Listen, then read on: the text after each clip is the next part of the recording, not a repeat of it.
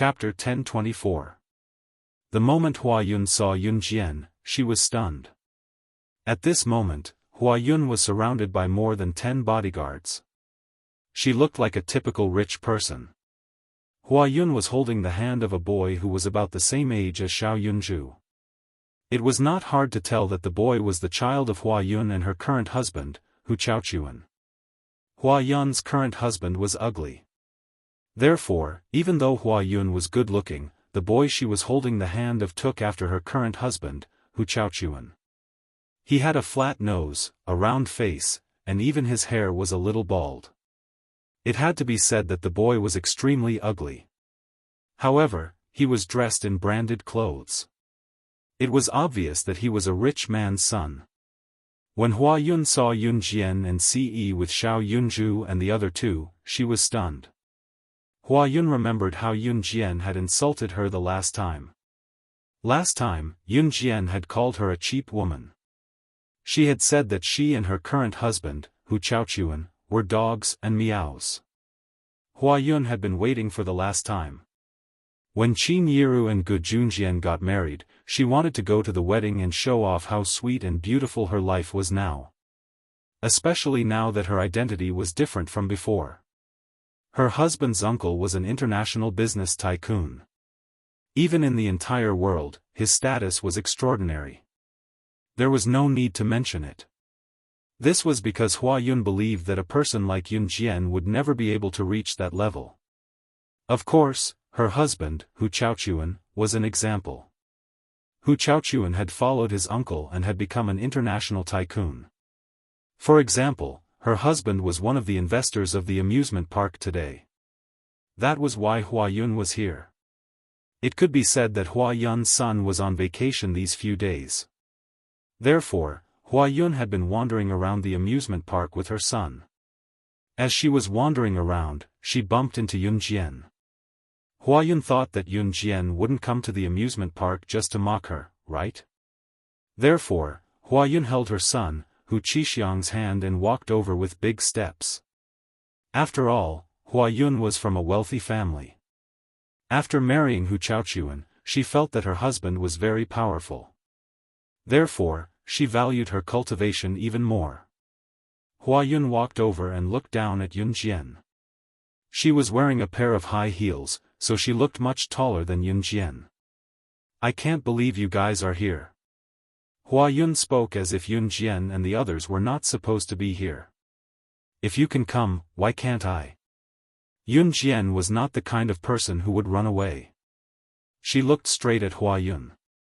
Hua Yun was slightly taller than Yun Jian. Now that she was wearing high heels, it could be said that Hua Yun was looking down at Yun Jian. However, Yun Jian stood on the same spot. She did not look up at Hua Yun. Instead, she looked straight at Hua Yun, who was a few meters away. In terms of aura, even though Hua Yun's height was slightly taller than Yun Jian, who was wearing flat shoes, Yun Jian was stronger than Hua Yun in terms of aura and behavior. It was also because of this that Hua Yun hated Yun Jian even more. "Because this is my house. Mom doesn't like you guys coming here. I don't like you guys coming here either. So, get out of my house." When Hua Yun wanted to say something, her son with a flat nose, Hu Qixiang, who was holding her hand, took the right to speak. As soon as Hu Qixiang spoke, Yun Jian felt it. He was a typical example of being spoiled by Hua Yun and Hu Chaochuan. Chapter 1025. Hu Qixiang had been instilled with the idea that his father was very powerful since he was young. Before he came to the amusement park, Hu Qixiang already knew that his father was one of the investors here. He was only one of the investors, but in Hu Qixiang's mind, this amusement park belonged to his father. Everything here belonged to his family. He could decide who could come and who could not. Even the people who bought tickets to enter could scram out of here if they made him unhappy. That was the idea that Hua Yun instilled in Hu Qixiang. Hua Yun thought the same way too. Although Hu Chaochuan was only one of the investors here, Hua Yun felt that everything here belonged to her family. With such thoughts in mind, Hua Yun often wandered around here when she had nothing to do. She felt that she was superior to everyone else as long as she stood here. This feeling drove Huayun crazy. "Give it to me," Yun Jian only smiled contemptuously. She did not want to fight for anything. Instead, she reached out her hand to Huayun. "What?" Huayun was shocked by Yun Jian's action. She felt that her son, Hu Qixiang, was especially cool when he told Yun Jian to get out of here because this was her family's territory. He was indeed her son. He knew how to help his mother deal with bad people. "Refund the tickets. It's the tickets for the 5 of us. Didn't you want us to leave? We were kicked out before we finished playing. Of course, you have to give us a refund." Yun Jian did not care about other things. Instead, she reached out her hand and asked Huayun to give her a refund. Huayun was shocked by Yun Jian's action. Wasn't Yun Jian very domineering before? "How come today? Why should I give you guys a refund?" Huayun was infuriated by Yun Jian's bluff. Huayun did not lack Yun Jian's ticket money. In fact, the ticket money was nothing to Huayun. It was no different from the dust on the ground.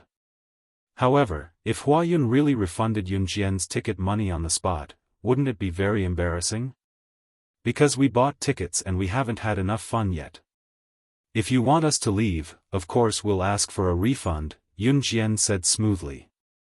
"But since you can't give us a refund, we can only continue with the game," Yun Jian continued without waiting for Huayun to speak. At this point, Yun Jian called out to Xiao Yunzhu, Duanli, and Duanya. "Xiao Zhu, you 3 follow Ce Gij to the boat first." Ce didn't appear, but he was watching everything that was happening in front of him. He knew that there were some things that Yun Jian could solve by herself. If she couldn't solve it cleanly, then he would come and clean it up. Ce quickly grabbed Xiao Yunzhu and the other 2 as if they were chickens and entered the pedal boat. "He, Qixiang, let's go." Huayun knew that she could not argue with Yun Jian. She gritted her teeth in anger, but after considering her appearance, she dragged Hu Qixiang away. "Just you wait." It was going to be Qin Yiru and Gu Yunjian's wedding soon. At that time, she, Huayun, would show Yun Jian how rich she was. Compared to her, Gu Junjian and Qin Yiru's family wealth was nothing. Huayun wanted to show off at Gu Junjian and Qin Yiru's wedding. She also wanted her ex-husband to see that the husband she found now was not only richer than him, but more importantly, he also knew how to dote on her. Chapter 1026. Just as they got on the boat, Yunzhu and Duanli snatched the pedals with their tiny feet and stepped on them, having a great time. Ce's long legs were pressed against Xiao Yunzhu's. Just as he carried Xiao Yunzhu and the other 2 onto the boat, Yun Jian nimbly walked into the boat from the shore. Since Huayun had left on her own, Yun Jian naturally did not ask her to stay, nor did she say anything. Because it was not the right time yet, she would let Huayun be smug for a few more days. Yun Jian would never let anyone who belittled her mother off the hook. Reality had proven that Huayun had successfully angered her. As for the next step, she would make Huayun pay the price for angering her. Of course, Yun Jian planned to give Huayun a heavy blow while preparing a grand wedding for Qin Yiru. Just as Yun Jian thought of this, she had already stepped on the pedals and walked into the boat. The boat was not big and could only seat 4 people. They sat opposite each other in pairs. Xiao Yunzhu, Duanli, and Duanli each took 3 seats. Xiao Yunzhu and Duanli sat opposite each other, while Duanya sat beside Ce. When Yun Jian walked in, there were no more seats. "Xiaoya, let me carry you." When Yun Jian saw this, she planned to walk towards Duanya. She even reached out her hand as she spoke. When Yun Jian walked in, she happened to pass by Ce. Just as she reached out her hand to carry Duanya to sit on her lap, Ce suddenly reached out and pulled Yun Jian over. When Yun Jian was scooped up by Ce like that, the force of his scooping was strong because she was standing in the corridor. It was as if he brought her over directly. Hence, when Yun Jian was pulled over, she lost her balance and sat on Siyi's lap. Yun Jian was suddenly pulled onto Siyi's lap. Her butt was suddenly pressed against Siyi. At that moment, she could even feel a certain part of Siyi's body expanding and pressing against her indescribable part. Yun Jian's face flushed red, especially when Xiao Yunju and the other two were still having fun and did not notice what was happening. It felt as if she was having an affair with Siyi. Xiao Yunju and the other two were having fun stepping on the pedals and did not notice the shocking scene of Yun Jian sitting on Siyi's lap. In front of the three children, Yun Jian was blushing. She struggled but was held down by Siyi. When Yun Jian struggled, a certain part of the girl's body was pressed against a certain part of his, rubbing left and right. Siyi nearly could not hold himself back. Xiao Jian, don't move. Siyi's fair and slender hand was placed on Yun Jian's beautiful thighs. Yun Jian was wearing a pair of shorts that ended just below her knees today. Due to the hot weather, her pants were thin. Siyi's hand was on her thighs and a certain part of his body was pressed against her. Yun Jian felt like she had never encountered anything more exciting than today in her entire life. Especially when there were three little kids playing around them. When they got off the boat, Yun Jian's legs were still trembling. She admitted that she did not struggle when they were on the boat just now, but she dared not exert all her weight on Siyi's thighs. Especially when her lower body was pressed against him. It was almost 7 in the evening when they got off the boat. Yun Jian planned to bring Xiao Yunju and the other two home.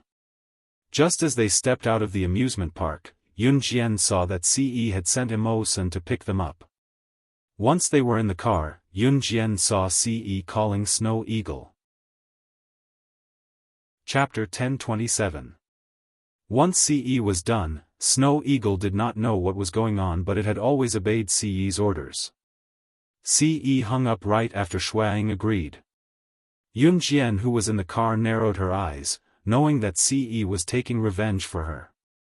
Destroying the amusement park's investors' shares was the same as destroying the new project that Hua Yun's husband's company had recently launched. It would at least cause Hua Yun's husband to lose a huge sum of money. It was not enough to ruin his reputation, but it would be enough to give him a headache in the near future. Emosan drove steadily. Xiao Yunju, Duanling Tian, and Duanling Tian seemed to be tired from playing in the car. The three of them seemed to have infected each other as they dozed off in the car at the same time. Yun Jian knew that the three of them must be tired from playing today, so she let Siyi help her to rest Xiao Yunju's head while she rested her head on Duanli and Duanya's. When they got home, Yun Jian moved Xiao Yunju, Duanling Tian, and Duanling Tian back to their respective bedrooms.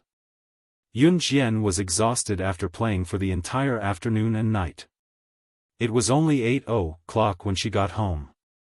Although she had to wake up for school the next day, Yun Jian was in no hurry to sleep. On the other hand, Hua Yun brought her son, Hu Qixiang, home in a huff and shoved her son to the nanny in exasperation. She was so infuriated by Yun Jian that she did not even bother to look at her son as she stomped upstairs. Before Hua Yun entered her husband's study, she heard him talking to someone on his phone. Hu Chaochuan's tone was extreme. "What? Someone important is messing with us. Explain it to me. What do you mean the amusement park plan is going to be ruined? I've invested 1 billion yuan in Longmen City's amusement park. How can it be gone just like that? Find out who did it for me." After shouting his last words, Hu Chaochuan threw his phone away.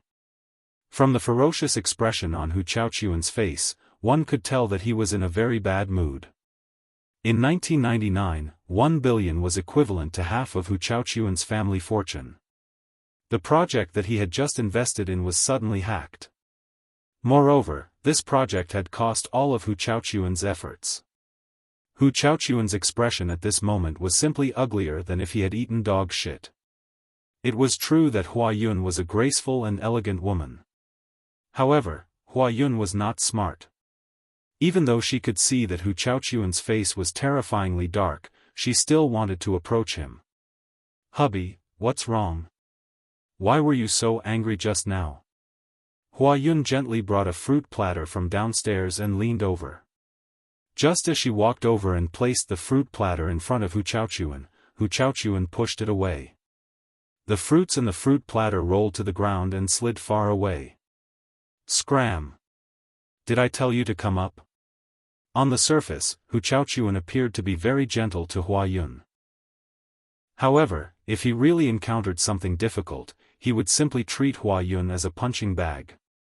Hua Yun felt that the only thing she could brag about in this life was marrying a rich husband like Hu Chaochuan. Hua Yun wanted to pretend to be a very virtuous wife in front of Hu Chaochuan, so she went to Hu Chaochuan even after she was scolded. Chaochuan, what's wrong with you? Is there something wrong with your business? It's alright, I'm here with you.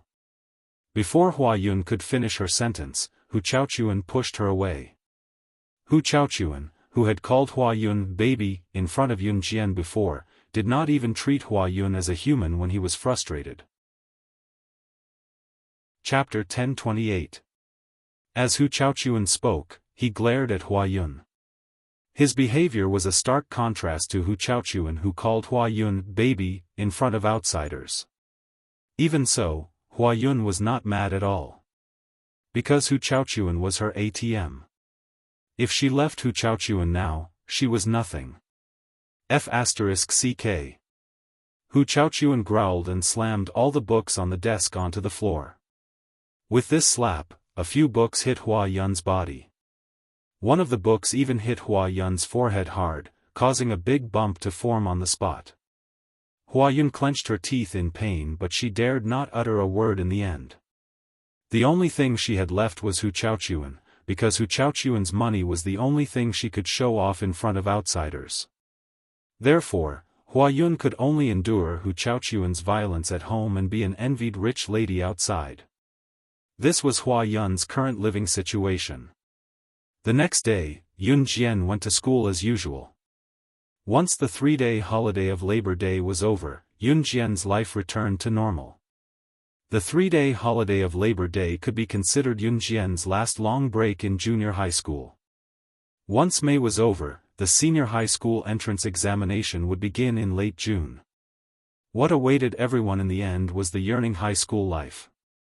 As for what kind of school they could get into and which school they would go to, it all depended on the senior high school entrance examination in late June. Jian. Sob, I'm getting moldy at home. I can finally go back to school and stay with you every day. I'm so excited. Just as Yun Jian returned to school, Chen Sini pounced on her. Yun Jian did not avoid her but allowed Chen Sini to hug her. Chen Sini was finally back to school after recuperating at home for so long.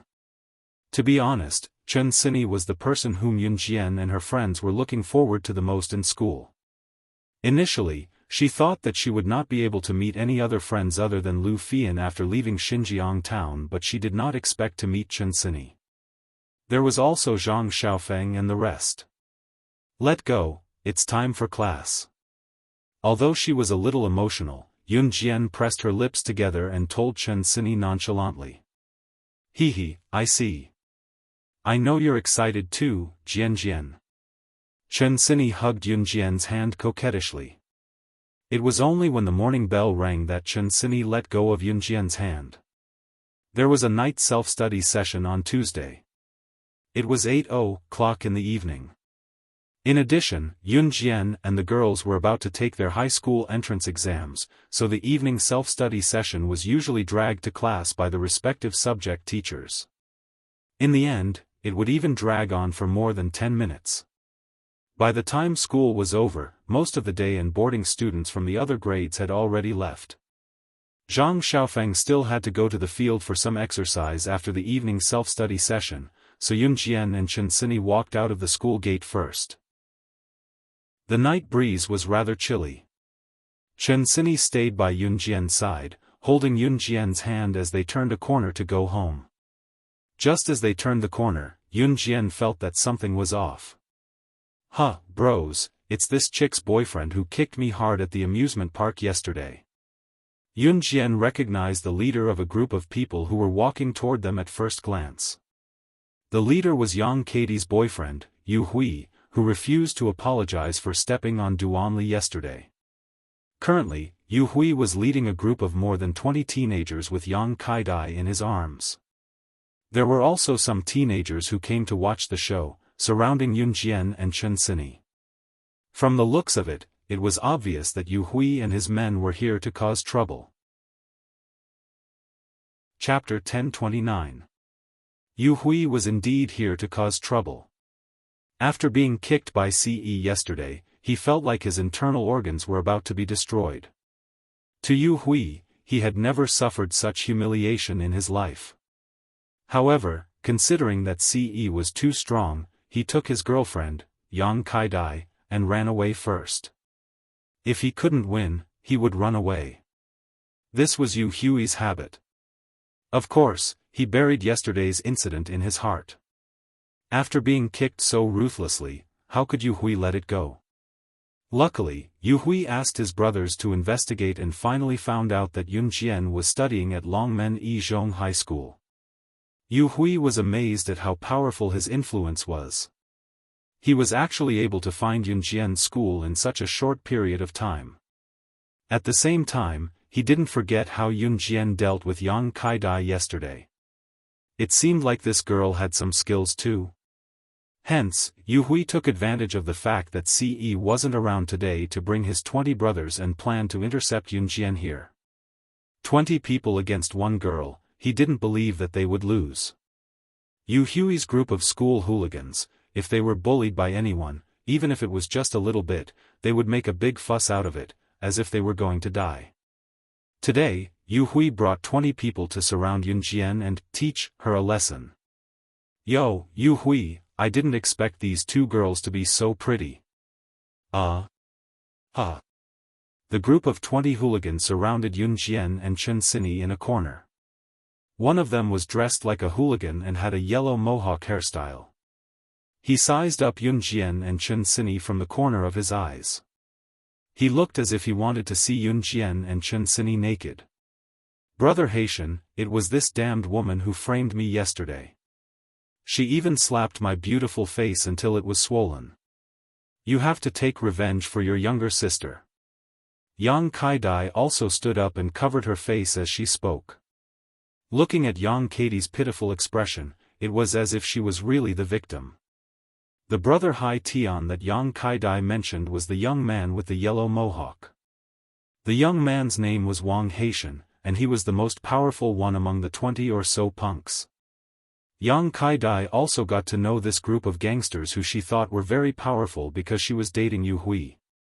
It was also because of this group of people that Yang Kaidai was so arrogant to the outside world. That was because she felt that she had a backer. They actually dared to bully our little sister Kaidai, of course I will help you, teach them a lesson. Wang Haitian walked up to Yun Jian and Chen Sini like a ruffian and sized them up with narrowed eyes. Not only were the 20 over brothers that Yu Hui had brought with him, there were also some people who came to watch the show after hearing that there was going to be a gang fight. The people around them were mostly students. However, when they saw Yun Jian being surrounded by Wang Haitian, Yu Hui and the rest, they all shook their heads and sighed. It seemed like the two girls who were surrounded were done for today. The students around them were not from Yun Jian's school, but from Wang Haitian and Yu Hui's school. Therefore, none of them knew that Yun Jian was Team Monarch/God. At that moment, Wang Haitian was looking at Yun Jian's voluptuous breasts with perverted eyes. So beautiful. There was actually such a beautiful girl in this world. Little girl, are you scared? If you let me touch your breasts, I'll let you go. How about that? Wang Haitian put forward such shameless words. As he spoke, he even whistled, pretending to be very domineering. How do you want to die? Chapter 1030. The people standing around had thought that Yun Jian would beg for mercy, lose her face from fright, or hug Chen Sini in fright and cry out what to do. This was how a normal girl would react when faced with such a situation. But what about Yun Jian? She didn't follow Wang Haitian's words. Instead, she asked Wang Haitian, how do you want to die? Are you kidding me? The current situation was that Yun Jian was surrounded by Yu Hui, Wang Haitian, and the rest, and they were about to gang up on her. She was a girl, but not only was she not afraid, she even looked at Wang Haitian and the rest and said such words. Wasn't this asking for death? It was fine if Yun Jian wasn't afraid, but why didn't the girl standing beside Yun Jian have any sense of fear? Chen Sini was standing beside Yun Jian, but just like Yun Jian, she didn't show any signs of fear in front of Wang Haitian and the rest. Heh, little girl, don't try to be brave. You won't die if I touch you. I'll touch you gently, and I'll let you go after that. How about that? Wang Haitian was mesmerized by Yun Jian's beauty, and he didn't even have the intention to avenge Yu Hui and Yang Kaidai. At this moment, his entire heart was on Yun Jian. Such a beauty made him want to conquer her from the bottom of his heart. Wang Haitian, I was the one who found this beauty. Why are you the only one who can touch her? Yu Hui saw that Wang Haitian wanted to monopolize Yun Jian, and he panicked. He didn't even care about his own girlfriend, and opened his mouth to say these words. Yu Hui's words made Yang Katie's eyes widen. Yu Hui, you actually had this kind of idea. You even said that you're going to avenge me tonight. Don't, my baby. I'm torturing her because I want to avenge you. Yu Hui realized that he had said something wrong and he immediately changed his words. Although Yu Hui's explanation was rather far-fetched, Yang Kaidai turned around unhappily and pouted her lips. After making an angry face, she didn't say anything else. It was only then that Yu Hui turned his attention back to Yun Jian. Just as Yu Hui turned his head around, he suddenly heard the surrounding students exclaim in surprise. Oh my God, this girl, she actually carries a knife with her. Yu Hui's attention was attracted by the noise. He turned around in surprise and saw Yun Jian pulling out a butterfly knife from her pocket. With a swift flick of her hand, the butterfly knife was caught in Yun Jian's palm. Seeing Yun Jian's proficient posture with the knife, everyone present was slightly stunned. In the next second, they heard Yun Jian's lips curl up. Her red lips moved up and down slightly, and the hand holding the butterfly knife tightened. Then, she pointed the blade of the butterfly knife at Wang Haitian and the others. Don't talk nonsense. You want to gang up on me, right? Get your weapons and come at me together. I don't have time to talk nonsense with you bunch of trash. The moment Yun Jian whipped out the butterfly knife was enough to send chills down people's spines. After all, she was a girl, how could she carry a knife with her? However, when Yun Jian finished speaking, the group of people led by Wang Haitian were dumbfounded. What did this girl say? She wanted all of them to come at her together. She even said that they were trash. Could it be that she wanted to fight with them all by herself? Was this a joke? Just her alone? Chapter 1031. Yun Jian strode forward. She lifted one of her legs and kicked Wang Haitian's abdomen, who was looking at her wretchedly. Wang Haitian's eyes were fixed on Yun Jian, and Yun Jian's movements were swift and violent. In the next moment, Yun Jian's leg had already kicked Wang Haitian's abdomen. Yun Jian had no intention of going easy on this kick. At the same time, Yun Jian waved the butterfly knife at Wang Haitian's chest twice. In the next moment, Wang Haitian was sent flying by Yun Jian's kick. The moment Wang Haitian was sent flying, everyone turned their attention to him. They saw Wang Haitian fly a few meters away after being kicked in the abdomen by Yun Jian. After Wang Haitian fell to the ground with a plop, everyone realized that Wang Haitian's clothes had been torn by Yun Jian. Yun Jian seemed to have put away the knife on purpose. The tip of the knife didn't hurt Wang Haitian's skin, but everyone saw Wang Haitian fall to the ground. The front of his clothes had been cut by the blade. Wang Haitian's clothes had been cut by the knife, forming a big X. Wang Haitian's clothes were cut into an X shape by the knife. This scene caused everyone present to panic and be stunned. But at the same time, when everyone thought of this, they didn't forget one thing. This X had been cut by Yun Jian with the knife in her hand. This could also be seen from the side.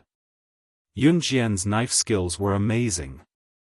Just as everyone was thinking this, Yun Jian had already taken a big step forward. Her jade-like legs on the ground suddenly jumped, and she jumped into the air. Then, she lifted her legs and kicked the chests of the two brothers standing behind Wang Haitian. Wang Haitian had just been sent flying. Everyone was dumbfounded. How could they care about anything else? However, at this moment, Yun Jian lifted her leg and kicked the two brothers behind Wang Haitian. At the same time, she waved the butterfly knife, her hands and feet moving in a continuous stream. Following that, Yun Jian wandered among the 20-odd people Wang Haitian had brought with him. Wherever she went, a bunch of them collapsed. In less than half a minute, it was so fast that this group of people didn't even have time to react. The surrounding students who were watching the show saw Yun Jian ruthlessly kick the last one, Yu Hui. When Yu Hui was sent flying, Yun Jian's footsteps followed closely. She waited for Yu Hui to fall to the ground before she ruthlessly kicked Yu Hui's abdomen. Then, the butterfly knife in Yun Jian's hand landed on Yu Hui's neck.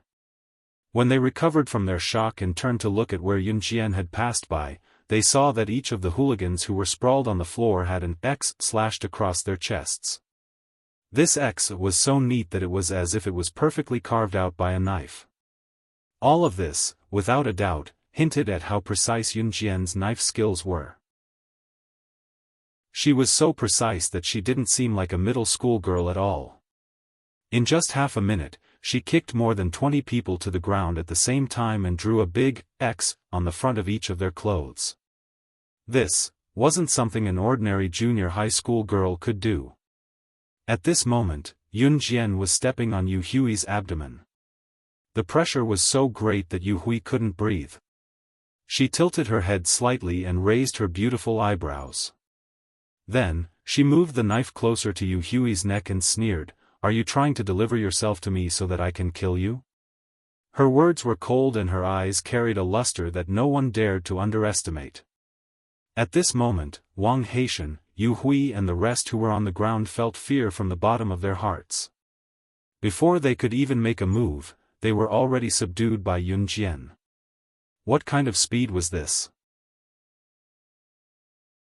Chapter 1032. Yun Jian's words shocked everyone present. Especially Yu Hui, who was being stepped on by Yun Jian. Although Yu Hui usually liked to act cool in front of girls, when he was being threatened with a knife and stepped on, he was scared out of his wits. Yu Hui swallowed a mouthful of saliva before he spoke in a trembling voice, "Please take the knife away. All of this is not my fault, it's Yang Kai-dai, she was the one who threatened me. If you want to kill, then kill her, it has nothing to do with me. It has nothing to do with me." Yu Hui was really scared. At the same time, he suddenly hated his girlfriend, Yang Kai-dai, to the extreme for instigating all these things. If Yang Kai-dai didn't say that he would take revenge for her as a man, he wouldn't have brought his brothers here to look for Yun Jian. And he wouldn't have been held by Yun Jian with a knife. Yu Hui thought that with more than 20 of his brothers, how could they not be able to deal with Yun Jian? Unless she wasn't an ordinary person. She was an assassin in the movies, an agent. But he was wrong. He was ridiculously wrong. She actually managed to subdue all of them by herself. Yu Hui. You actually. As Yu Hui's girlfriend, Yang Katie's heart trembled when she heard such words from Yu Hui's mouth. At a critical moment, her boyfriend actually said, "It's not my fault, if you want to kill, then kill her." Yang Kai-dai couldn't breathe for a long time after hearing Yu Hui's heartless words. "Are you done?" Yun Jian raised her voice, raised her eyebrows, and sneered. When Yun Jian shouted, Yu Hui was so scared that he immediately shut his mouth. Yun Jian smirked coldly, and sneered at Yu Hui again, "No matter what, you brought so many people to surround me today, this is the truth, if I don't give you a gift in return, it would be rude." As Yun Jian spoke, she increased the force on her feet. Yu Hui, who was being stepped on by Yun Jian, almost spat out a mouthful of white foam. I beg you, let me go. Yu Hui's eyes were only left with a pleading look. Only then did he realize Yun Jian's cruelty. Just as Yun Jian moved slightly, and the butterfly knife in her hand was getting closer and closer to Yu Hui's neck, no one dared to stop her. Over there. Damn it. The people from other schools want to gang up on our Yun Jian, did they ask for our permission? Let's go, let's kill those people, how dare they bully Yun Jian? A loud voice was heard, and not long after, Zhang Xiaofan and Zhang Jian led a group of people and rushed over from the corner. This group of people was no doubt the students from Longmen First High School. When they heard that there was a gang fight and the target was Yun Jian, Zhang Xiaofan and Zhang Jian led a group of students who idolized Yun Jian to the core and rushed over like headless flies. Master! When Zhang Xiaofan and the rest saw Yun Jian stepping on Yu Hui, and Wang Haitian and the rest who were kicked to the ground by Yun Jian getting up from the ground, he led a group of people and rushed towards Wang Haitian and the rest like a swarm of bees. Some of the boys from Longmen First High School who came to help Yun Jian had even picked up their backpacks and were ready to go home. When they heard that Team Monarch's slashing god was surrounded by a group of people, they threw their backpacks down and rushed over. How dare they touch their idol, they must have a death wish. Wang Haitian and the rest were dumbfounded. Were their eyes playing tricks on them? Yun Jian's popularity in Longmen First High School was so high. Why? Just as Wang Haitian thought of this, one of them lifted Wang Haitian's head and punched him in the head. How dare you gang up on Team Monarch slashing god, go to hell. The person said as he punched Wang Haitian. While being punched, Wang Haitian and the rest clearly heard a few words. Team Monarchs. Slashing god? Yun Jian? Chapter 1033. When Wang Haitian and the rest heard that Yun Jian was Team Monarch's slashing god, their eyeballs nearly fell out of their sockets. Team Monarch's slashing god. She was now a legend in Longmen City and even the entire Zhe province. Many of the boys in the school had even made slashing god their goal and idol. It was no exaggeration to say that slashing god was an existence that could be heard but not touched to Wang Haitian and the rest. When Wang Haitian, Yu Hui, and the rest of them nearly fainted from the shock when they heard that such a legendary figure was the same person who had taken down all 20 of them single-handedly just now. They were slashing god's fans too. The group that Zhang Xiaofan and Zhang Jian had brought along were ready to go home after school, but once they heard that something had happened to Yun Jian, all of them dropped their bags and ran over. They were even more aggressive now as they rushed up and subdued Wang Haitian, Yu Hui, Yang Kaidai, and the rest of the group. Yun Jian's foot that was stepping on Yu Hui loosened as well. She narrowed her eyes and did not need to do anything in the end. Zhang Xiaofan was Yun Jian's junior brother, and this was a well-known fact in Longmen Junior High. Therefore, with Zhang Xiaofan commanding, none of the boys who came to help Yun Jian were disgruntled. They rushed up one by one and pressed Wang Haitian, Yu Hui, and the rest to the ground with their advantage in numbers. Humph, master, they wanted to gang up on you. Today, I, your son-in-law, will kill these idiots for you. As Zhang Xiaofan spoke, he gestured at Longmen Junior High's classmates who came to help Yun Jian. Don't go soft. Give them a good beating. How dare they bully my master? They can forget about going back in peace. As Zhang Xiaofan spoke, the boys from Longmen Junior High responded loudly. Wang Haitian, Yu Hui, and the rest who were initially aggressive were now the ones begging for mercy. Yun Jian raised a brow. Was she so popular in school now? The sight of Zhang Xiaofan leading his classmates to help her made Yun Jian feel like she was being protected. The feeling made Yun Jian smile from the bottom of her heart. Wang Haitian, Yu Hui, Yang Kaidai, and the rest who had offended Yun Jian, the slashing god of Team Monarch, scrambled away when they had the chance. How would they dare seek revenge? Yun Jian was the slashing god of Team Monarch. Watching them run away, the boys from Longmenyi Junior High School who came to help Yun Jian beat up Wang Haitian cheered and ran to Yun Jian to worship her. It was as if they were meeting their idols, and the extravagance was indescribable. Where is it? These little bastards actually dare to fight in front of me. At this time, a teacher on duty heard about the group fight here and ran over with a student who complained in an aggressive manner. When Teacher Zhou, who was on duty, saw the crowd surrounding Yun Jian and could not contain their excitement, he rushed up with a stick and hit the male students of Longmenyi Junior High School who admired Yun Jian one by one, gritting his teeth in resentment. "You little brats! How dare you gang up on a female classmate? Huh?" As he said that, the teacher on duty angrily knocked on each of the boys' heads. The boys present felt extremely wronged. Teacher Zhou, who was almost 50 years old and had a strong sense of justice, was so angry that he could barely breathe. Chapter 1034. Teacher Zhou on duty was a very righteous little old man. He was not even 50 years old, but his hair was already white. In order to cover up his white hair, he even dyed his hair stylishly black. At this moment, he was holding a small wooden stick in his hand. This wooden stick was originally broken off from the tree. When he came here, he heard that a group of male students were fighting here. He was simply furious, so he broke off a branch from the tree and ran over here aggressively. Today was his shift, and they actually dared to fight in front of the school gate. This group of little bastards. None of them knew how powerful he was as a male tiger. That's right, this teacher on duty was the teaching director of Longmen First High School. His surname was Zhang, and Director Zhang was usually very fierce. He was a very fierce little old man. Moreover, he liked to go to extremes, so the students in school gave him a nickname, Male Tiger. It meant that once Director Zhang caught something, he would not let it go no matter what. He had to find out who was right and who was wrong.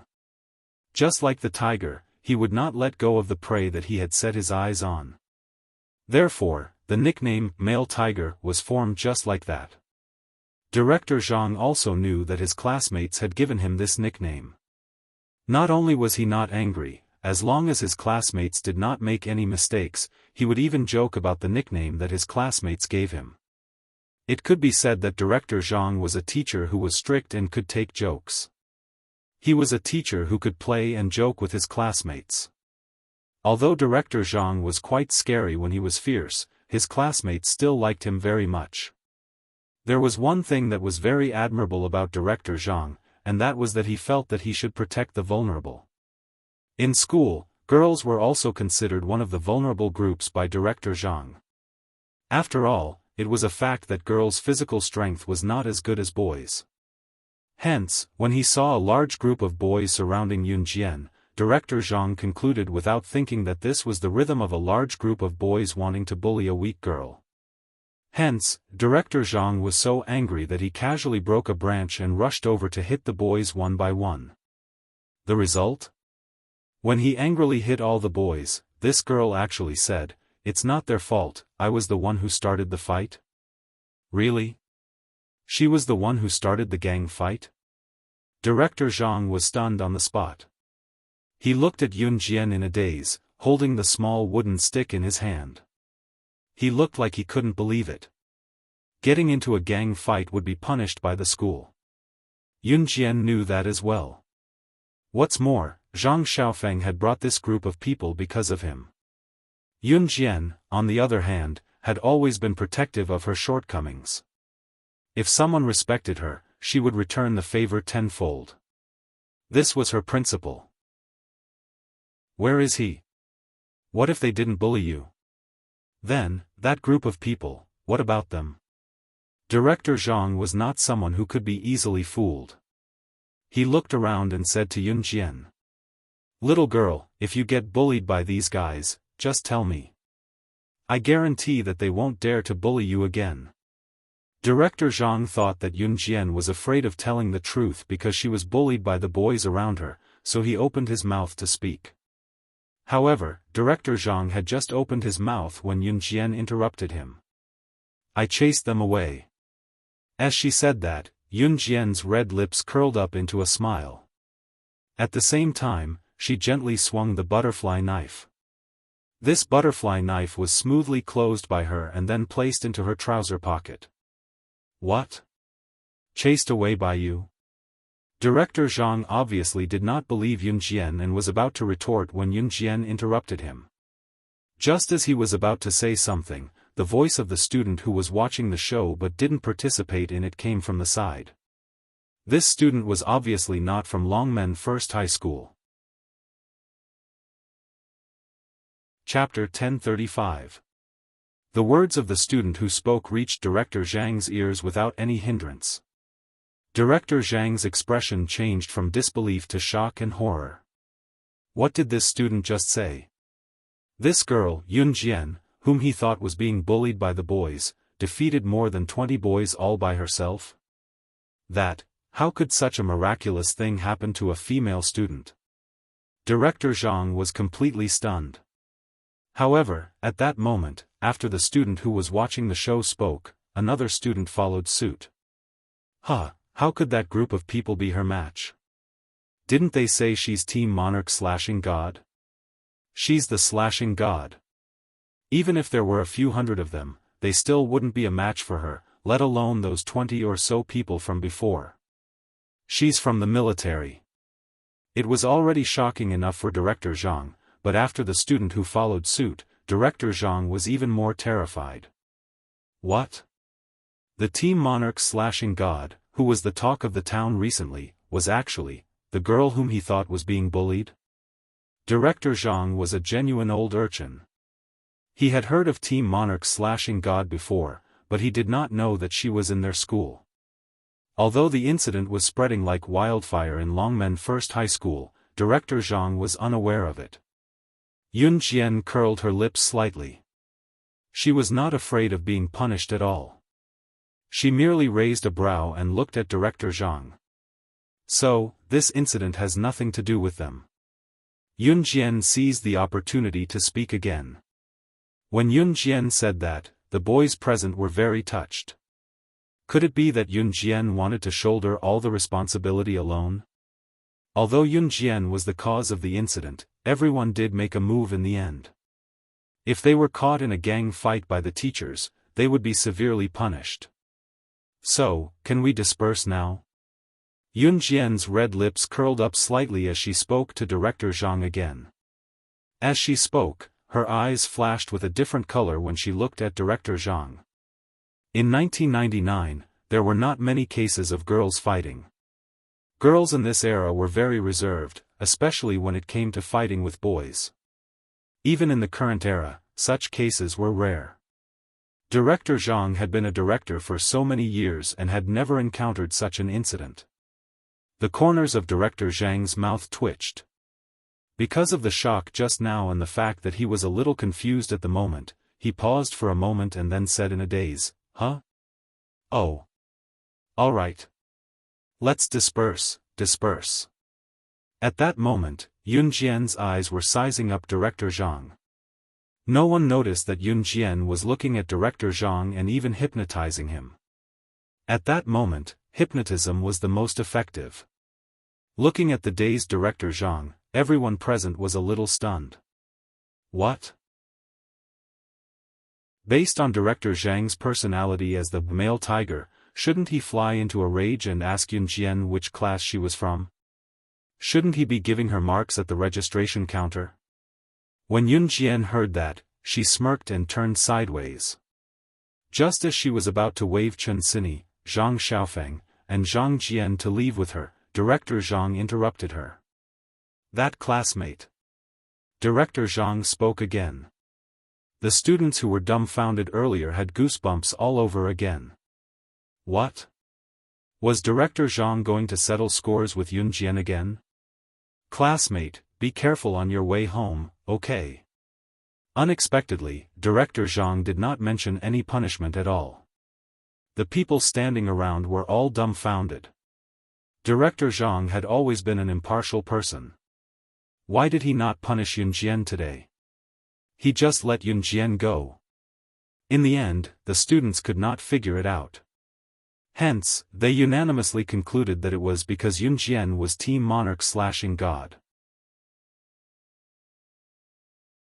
Chapter 1036. At this moment, Yun Jian had already left with Zhang Xiaofan and the others. Everyone was left standing in their original positions. Yun Jian had just left with Zhang Xiaofan, Chen Sini, and Zhang Jian. They were walking on the side of a busy road. Zhang Xiaofan couldn't wait to ask Yun Jian excitedly, "Master, did you just use hypnotism?" Zhang Xiaofan actually saw through it. Yun Jian narrowed her eyes, but she wasn't surprised. Back then, Yun Jian had used hypnotism in front of Zhang Xiaofan, Chen Sini, and Ling Yichen. Later on, Lu Haoze even discovered it.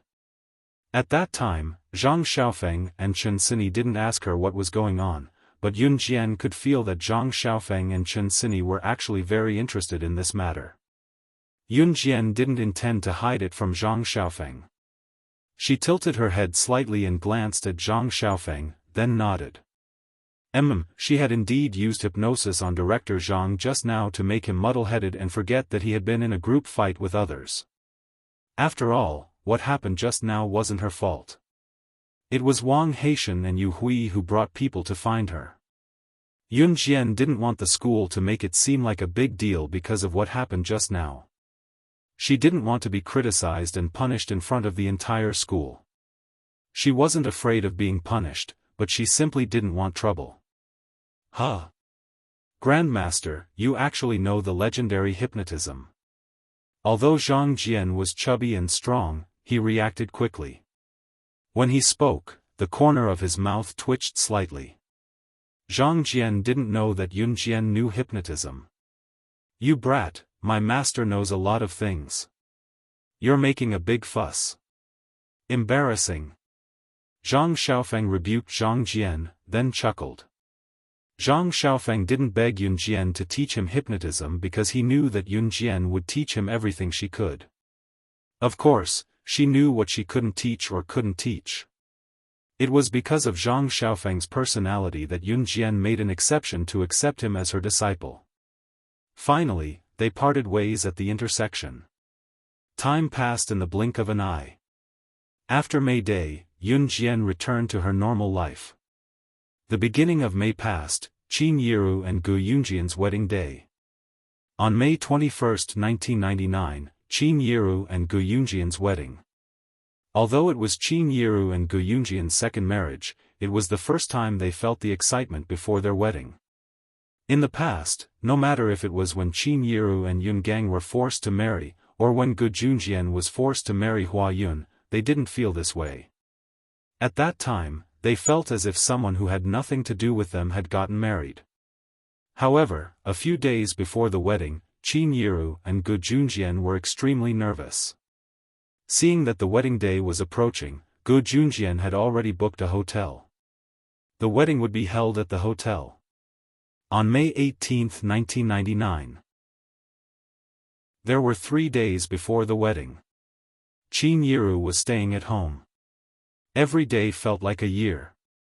On one hand, she was looking forward to her wedding with Gu Junjian because she knew that Gu Junjian was sincere to her. On the other hand, she was a little scared. After a failed marriage, all women would have the same fear of marriage as Qin Yiru. Even if they hadn't experienced their second marriage, many women would have the same fear before marriage. They were afraid that the man would treat them badly. These days, Yun Jian asked for leave and stayed at home to accompany Qin Yiru. Chapter 1037. Xiao Jian, there are still 3 days before the wedding. My heart can't stop pounding. I wonder if the days ahead will be comfortable after marrying your uncle Gu. Qin Yiru held Yun Jian's hand as her heart raced. Normal women generally had a slight premarital phobia, but some people didn't show it so obviously. Before the wedding, most people would have some concerns and more or less felt a sense of fear from the bottom of their hearts. In serious cases, they would even start to dread getting married. Qin Yiru had experienced a failed marriage, so it was normal for her to have such thoughts now. Mom, Uncle Gu is sincere to you. You don't have to worry about anything now. What you should do the most is to have a good sleep. I'll take care of everything else. Yun Jian patted Qin Yiru's palm comfortingly and pressed her lips into a faint smile. I've sent out all the invitations. Mom, rest well now and wait for the 21st of May to put on your beautiful wedding gown. Yun Jian had settled everything. Hearing Yun Jian's words, Qin Yiru's uneasiness calmed down instantly. Yiru, Officer Gu is a good man. Trust my judgment. Dong Ruan, who had heard Qin Yiru and Yun Jian's conversation, walked in from the door. Dong Ruan was a high-ranking official and was busy with work. Due to Qin Yiru's impending wedding, she had put aside everything she was busy with and applied for a week's leave, planning to accompany Qin Yiru through the wedding. When Qin Yiru had dropped out of high school, she could not do anything for Qin Yiru. Now that Qin Yiru had finally found her happiness, as a friend, she should stay by her side. It was not too late to make up for what she did not have the chance to do in the past. This time, she wanted her best friend, who had accompanied her since she was a teenager to her middle age, to get married in a grand manner. However, why was her Yiru getting married again? She was not marrying a bastard like Yungang either. She could not bear to part with her.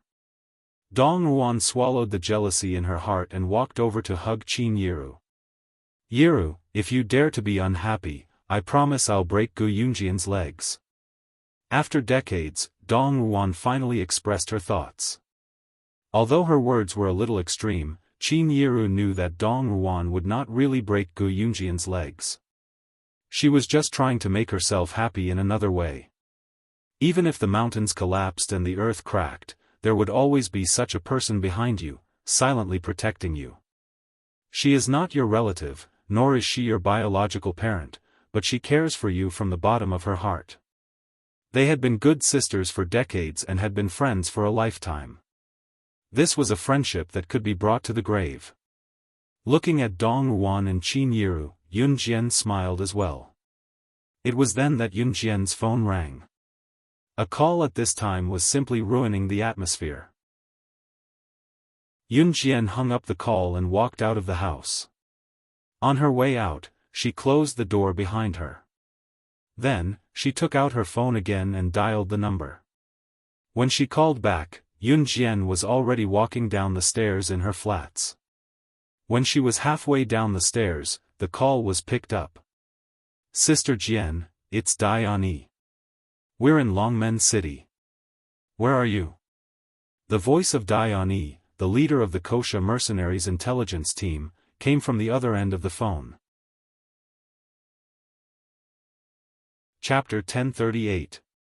Yun Jian had sent out quite a number of invitations in the name of Kosha mercenaries. With Gu Sha mercenaries' identity, how could these people not come when they had sent out invitations to influential figures in the world? Kosha mercenaries. Kosha mercenaries were an existence that could stand shoulder to shoulder with an Hun group. Sending out invitations in the name of Kosha mercenaries to influential figures in the world was not a question of whether they would come. Even if they were not invited, the influential figures in the world would rush to Longmen City at the speed of a rocket when they heard about it. If someone were to ask around, they would know that the large hotels and five-star hotels in Longmen City were fully booked. Generally, those who were qualified to stay in a five-star hotel were usually the rich and wealthy. The average citizen did not have the financial ability or the need to choose to stay in expensive five-star hotels. Therefore, five-star hotels would usually have leftover rooms. These days, however, these five-star hotels were not only fully booked but there were also many foreigners. Yun Jian was well aware of this. There were already people who rushed to Longmen City in case she was late for the invitations she sent out. It was the first time Dai Ani and the others had come to Longmen City, so when Yun Jian received the call, she went back to her room to change into a clean white shirt and slim-fit pants before she went out. CE was coming back from an Hun group the next day. Ce planned to take a long break after she was done with her work in the organization. Yun Jian had Dai Annie and the others go to Longmen City's East Bus Terminal while she took the bus there. Dai Annie and the others had rushed over from the headquarters of Kosha mercenaries by bus as well. When Yun Jian saw Dai Annie and the others, they were still standing at Longmen City's East Bus Terminal. There were only 3 of them on this trip. The one who stood at the front was a woman in her 20s with long black hair. She was beautiful and delicate. She was Dai Annie. Diani was a ZY mixed blood. She had a head of beautiful black hair and a pair of gray eyes. She was very delicate and beautiful. The moment they saw Yun Jian, Dai Annie and the other 2 girls ran over. Standing at the front, Dai Annie was the first to give Yun Jian a big hug. Sister Jian. Kosha mercenaries was divided into many departments and 3 of them were the most important. These 3 departments were the intelligence team, the assassination team, and the investigation team. Dai Annie was the head of the intelligence team. As for the woman and man beside Dai Annie, they were the assassination team's leader, Gue Yan, and the investigation team leader, Gue Lian. The leader of the assassination team, Gue Yan, was a woman, while the leader of the investigation team, Gue Lian, was a man. Dai Annie, Gue Yan, and Gue Lian were the leaders of Kosha mercenaries' intelligence team, assassination team, and investigation team respectively. They were one of the important high-ranking members in the hierarchy of Kosha mercenaries. Back in Kosha mercenaries, Gue Yan and Gue Lian had met Yun Jian as well, so both of them greeted Yun Jian as Sister Jian. Right, Sister Jian, Elder Snake. Lizard and the others will only arrive in Longmen City in 2 days, Dai Annie told Yun Jian as she recalled Snake. Lizard's instruction. Yun Jian pressed her lips together before curling her lips into a smile and said after a beat, I know. Yunju's sister. At this moment, a surprised voice was heard. Yun Jian raised a brow when she heard the voice. Just as she turned around, she saw Miss Lu who had just alighted from a city bus and was greeting her. Miss Lu was Xiao Yunju's homeroom teacher in school and the one who had slandered Xiao Yunju back then. Chapter 1039. Yun Jian's stunning performance at Xiao Yunju's school had been witnessed by Miss Lu, as well as Xiao Yunju's classmates and parents. During the sports meet at Xiao Yunju's school, Yun Jian had killed an assassin on the spot and the news had spread like wildfire. However, that was not the main point. The most shocking thing was Yun Jian's identity. She was an advanced special forces soldier in the military. She was Team Monarch's /God. An ordinary person, especially an underage girl, had actually killed someone. Miss Lu should have stayed away from her when she found out. Miss Lu should have been scared to death when she saw Yun Jian, or she might even request the school to expel Xiao Yunju. Because his sister was a murderer. However, that was not the case. With the identity of an advanced special forces soldier and Team Monarch's /God, not only was Miss Lu not afraid of Yun Jian, she even thought that Yun Jian was the embodiment of justice. Therefore, Miss Lu walked over with a smile on her face. Sister Yunju, I didn't expect to see you here. Why? Are you here to take the bus from East Station too? Miss Lu walked over with a smile. Her face was full of smiles as she walked over. She could not hide the flattery written all over her face. Whether it was the first time she saw Yun Jian or Xiao Yunju at the sports meet, Miss Lu had always treated Xiao Yunju and Yun Jian with disdain. The reason was simple. Miss Lu had always thought that Xiao Yunju came from a poor family. Therefore, Miss Lu had no patience for Xiao Yunju. However, it was different this time. After knowing that Yun Jian was an advanced special forces soldier, especially knowing that Yun Jian was Team Monarch's /God, Miss Lu's attitude towards Yun Jian and Xiao Yunju changed instantly. Yun Jian was already an advanced special forces soldier at such a young age. From this, it could be deduced that Yun Jian's future was definitely not something an ordinary person could compare with. Therefore, when Teacher Lu saw Yun Jian, she called out to her in order to get close to her. Yun Jian did not have a good impression of Xiao Yunju's homeroom teacher, Teacher Lu. She only glanced at Teacher Lu from the corner of her eyes and replied coldly, "Yes, I'm here to pick up my friend." She didn't want to say anything else. "So you're here to pick up friends?" Teacher Lu glanced at Dai Annie, Gue Yan, and Gue Lian before nodding in satisfaction. Seeing that Yun Jian was about to leave, Teacher Lu immediately came up to her and stopped her. "By the way, Sister Yunju has been doing well in school recently. If she keeps it up, it won't be a problem for her to be a good student this semester." Teacher Lu knew that parents all hoped that their children would be able to get the 3 Good Student Award. Hence, in order to get closer to Yun Jian, she used all her trump cards. Her words were filled with the intention of getting close to her. Teacher Lu was the classic, "I don't care if you're down and out, but if you're rich, let's be good friends" kind of person. However, what Teacher Lu did not know was that Yun Jian did not like flattery, nor did she like these fake things. It's all talk and no substance. "I don't want my brother to get a fake piece of paper. Thank you." Yun Jian glanced at Teacher Lu. With that, she turned to call Dai Annie and the rest to leave. Yun Jian's words stunned Teacher Lu. Chapter 1040. Although Yun Jian was Xiao Yunju's sister, she could also be considered as half of Xiao Yunju's parent. The school had a database that registered the students' families. Back then, Teacher Lu saw that Xiao Yunju was adopted by Yun Jian's family, so she looked down on Xiao Yunju. Looking at Yun Jian, she was also dressed plainly. She didn't look like a rich person at all. Teacher Lu saw this, so she didn't pay much attention to Yun Jian and Xiao Yunju in the beginning. She even thought of Yun Jian and Xiao Yunju in her heart, "If you don't have money, why are you pretending? What's there to be proud of?"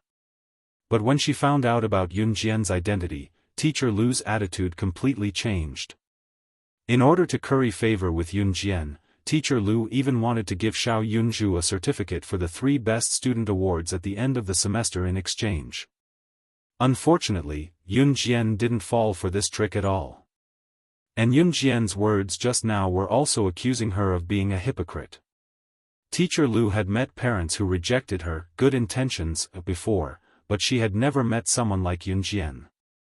She actually said that she was hypocritical in a roundabout way when she rejected her. But when she saw that Yun Jian was about to leave with Dai Annie and the other 2, Teacher Lu panicked and hurriedly shouted, "Sister Yunju, I heard from Yunju that he's going to take leave next Monday, right?"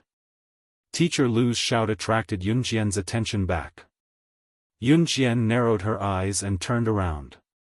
Then, she looked at Teacher Lu in the eye for the first time and said, "Yes." Seeing that Yun Jian's attention was finally back, Teacher Lu put in more effort to say, "A student needs a parent's signature to apply for leave, but since we've met today, this can be waived." Today was Friday. In the morning, Xiao Yunju went to Teacher Lu to ask for a day off. As Qin Yiru's wedding was next Monday, Xiao Yunju had to ask for a day off. It was almost noon. Teacher Lu didn't have any classes in the morning, so she left the school and took the city bus to the nearby market to buy some groceries. She planned to go back to school after she was done. He cooked lunch in the teacher's dormitory. However, he didn't expect to bump into Yun Jian. Teacher Lu thought, "This is fate." It was another line of flattery. Yun Jian chuckled coldly. "Thank you, teacher." Yun Jian's face was calm. Her calm expression touched Teacher Lu's heart. "If there's nothing important, I'll leave first. I'm in a hurry." Yun Jian randomly spouted some nonsense and then turned around. Dai Annie and the other 2 naturally followed behind Yun Jian like 3 bodyguards. Teacher Lu was surprised when she saw this scene. However, when she saw that Yun Jian was really about to leave, she hurriedly called out to her.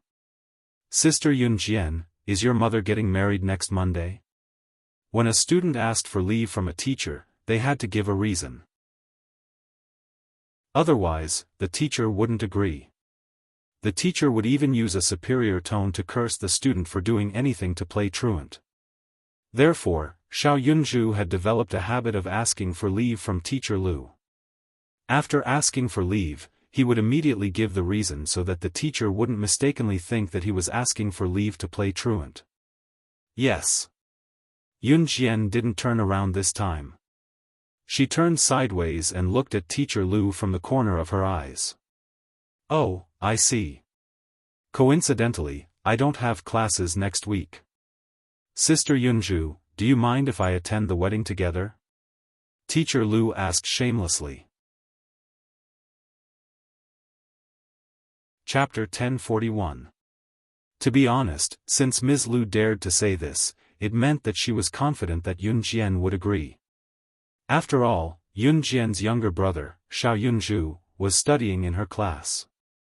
If Yun Jian did not agree, it would not do. Disagree? Sure, if Yun Jian dared to disagree, she would catch Xiao Yunzhu red-handed. Most of the teachers nowadays were like this. Of course, it did not exclude the truly good ones. There were not many left who could meet a truly good teacher who was neither biased nor snobbish. If you could meet one, please cherish it. Teacher Lu's confident face made Diane, Gue Yen, and Gue Lian jump in shock. It was not that Ms. Lu's actions shocked Diane and the other two. Instead, from the moment Ms. Lu greeted Yun Jian until now, Diane and the other two could clearly sense Yun Jian's disgust toward Ms. Lu. That was one of the reasons. Of course, the most important reason was that Ms. Lu had clearly made Yun Jian very unhappy. Yet, she was still standing here unscathed. Based on Yun Jian's personality, should she not have killed Ms. Lu by now? Suddenly, she felt three intense gazes sizing her up. Ms. Lu turned her head slightly and saw Diane and the other two sizing her up without any reservations. Ms. Lu was suspicious. She even reached out and touched her face. Then, she felt around for a while before asking Diane, "What's wrong? Is there something on my face?" Since Diane and the other two were following behind Yun Jian, Ms. Lu guessed that Diane and the other two must be on good terms with Yun Jian. To rope in a person, one had to rope in that person's friends first. That was the most important step. Ms. Lu had wanted to build a good relationship with Diane and the other two, but who knew that when she turned to look at Diane and the other two and opened her mouth to say something like that, Diane crossed her arms and turned her head sideways toward Ms. Lu. It looked like she had no intention of paying attention to Ms. Lu at all. Seeing that, Ms. Lu swallowed hard. What if Diane was the one to answer? How should she answer? She couldn't possibly tell Teacher Lu that she wasn't looking at him because there was something on his face, but because it was a miracle that he hadn't been beheaded by Yun Jian after talking so much nonsense. After all, Diane was considered half Chinese. She was sure that if she said that, Teacher Lu would definitely treat her as a lunatic. Cough, cough. Ha. Miss Lu had already mastered the art of being shameless. Seeing that Diane and the others were ignoring her, she coughed a few times in an attempt to cover up the awkward atmosphere. After covering up the awkward atmosphere just now, Teacher Lu grabbed Yun Jian and asked again, "Sister Yunzhu, it shouldn't be a problem to have one more mouth, right?" Ha. Ha. Teacher Lu said this to Yun Jian in a joking tone. After she finished speaking, she even smiled symbolically. With this smile, the passers-by around the station glanced at her suspiciously. Initially, Teacher Lu wanted to talk to Yun Jian in a joking manner, but she smiled. She thought that Yun Jian would also laugh with her. This was an effective way of talking between adults. However, she did not expect that Yun Jian had no intention of laughing with her because she was a teacher at all. Diane and the other two looked at the scene before them coldly. In the end, Yun Jian's slow voice was heard softly. "Oh. Since someone wanted to come up and be slapped in the face, of course, she would not refuse. Chapter 1042. Seeing that Yun Jian had agreed to let her attend the wedding, Miss Lu assumed that Yun Jian had agreed to befriend her. Looking at the silver watch on her wrist, Miss Lu knew that she had classes in the afternoon since the hands were pointing to noon. Even if she wanted to get close to Yun Jian, she dared not be late for class when it was time to return to school. It was a job that would affect her livelihood. "Ha, Sister Yunju, you're such a good sister." Miss Lu chuckled, snapping out of her daze from looking down at her watch. "Well, I have classes in the afternoon, so I have to go back and prepare for lunch. I'll be rushing to class in the afternoon. See you next Monday, Sister Yunju." Miss Lu was rather excited as she turned to leave. She had only taken 2 steps when she turned back to look at Yun Jian. "My son goes to kindergarten and ends school early. My husband doesn't have to go to work next Monday as well. They won't be able to make dinner if I'm not home. If there's space, can I bring my son and husband along?" She was obviously begging for her son and husband to attend Qin Yiru and Gu Yunjian's wedding together. When Miss Lu heard that Qin Yiru and Gu Junjian were getting married this morning, she had asked Xiao Yunju where the wedding would be held. Xiao Yunju was actually an obedient child, so he gave her an address. Qingyun Hotel. Qingyun Hotel was a 4-star hotel recommended by Yun Yi. When Yun Jian came to Longmen City from Xinjiang town for the first time, it was Su Haokol who insisted on treating her and brought Yun Jian and Yun Yi to Qingyun Hotel. Yun Yi had recommended Qingyun Hotel because the food there was excellent. Compared to other 4-star and 5-star hotels, it was much more affordable. Good quality at a reasonable price was the concept of shopping nowadays. Yun Jian's family could afford a 5-star hotel, of course, but Yun Yi had recommended Qingyun Hotel because the food there was delicious and to her taste buds.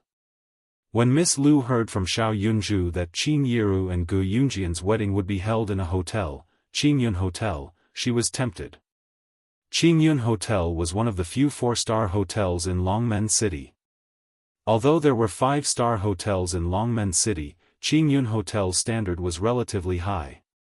Qingyun Hotel's items might not be expensive among the 4-star and 5-star hotels, but it was still a hefty sum from a commoner's perspective. Why would they go to a hotel when they were getting married? Especially in this day and age, who wouldn't get married in their own home and invite their neighbors to cook a table of dishes and pass the wedding just like that? For those with better family conditions, they would hire a professional chef to cook a feast. Who would have the money to go to a hotel? It was a 4-star hotel. Take Miss Lu for example. She had never stepped into a 4-star hotel in her entire life with her meager salary as a teacher. Therefore, when she found out that Qin Yiru and Gu Junjian were getting married at Qingyun Hotel, Miss Lu did not forget to let her husband and son join in the festivities by having a meal at a 4-star hotel. She was a teacher too. There was no way she would give Qin Yiru a red packet. This meal was a free meal. When Diane, who was standing at the side, heard this, she had the urge to kill Teacher Lu. Chapter 1043. Looking at Yun Jian's smile, Miss Lu really thought that Yun Jian was welcoming of her bringing her family to the wedding. Attending a wedding was a joyous occasion after all.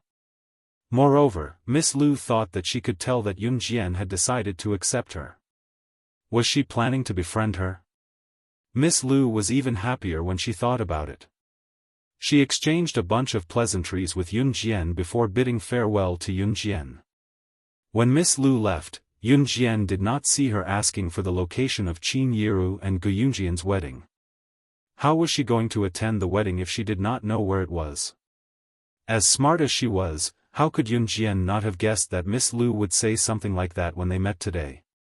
It was probably because Miss Lu had gotten some information out of Xiao Yunju when he applied for leave from school. Yun Jian's impression of Miss Lu deepened when she said something like that to her student. "Sister Jian, who is she? Why didn't you kill her?" Gue Yen went up to Yun Jian to ask once Miss Lu left. When he said the word, kill, Gue Yan's expression was as calm as the wind and clouds, as if he had just said something insignificant. A young man who was dressed fashionably walked past them and was surprised to hear Gue Yen, a tall and pretty woman who could be considered a modern goddess, speak to Yun Jian without blushing or skipping a beat.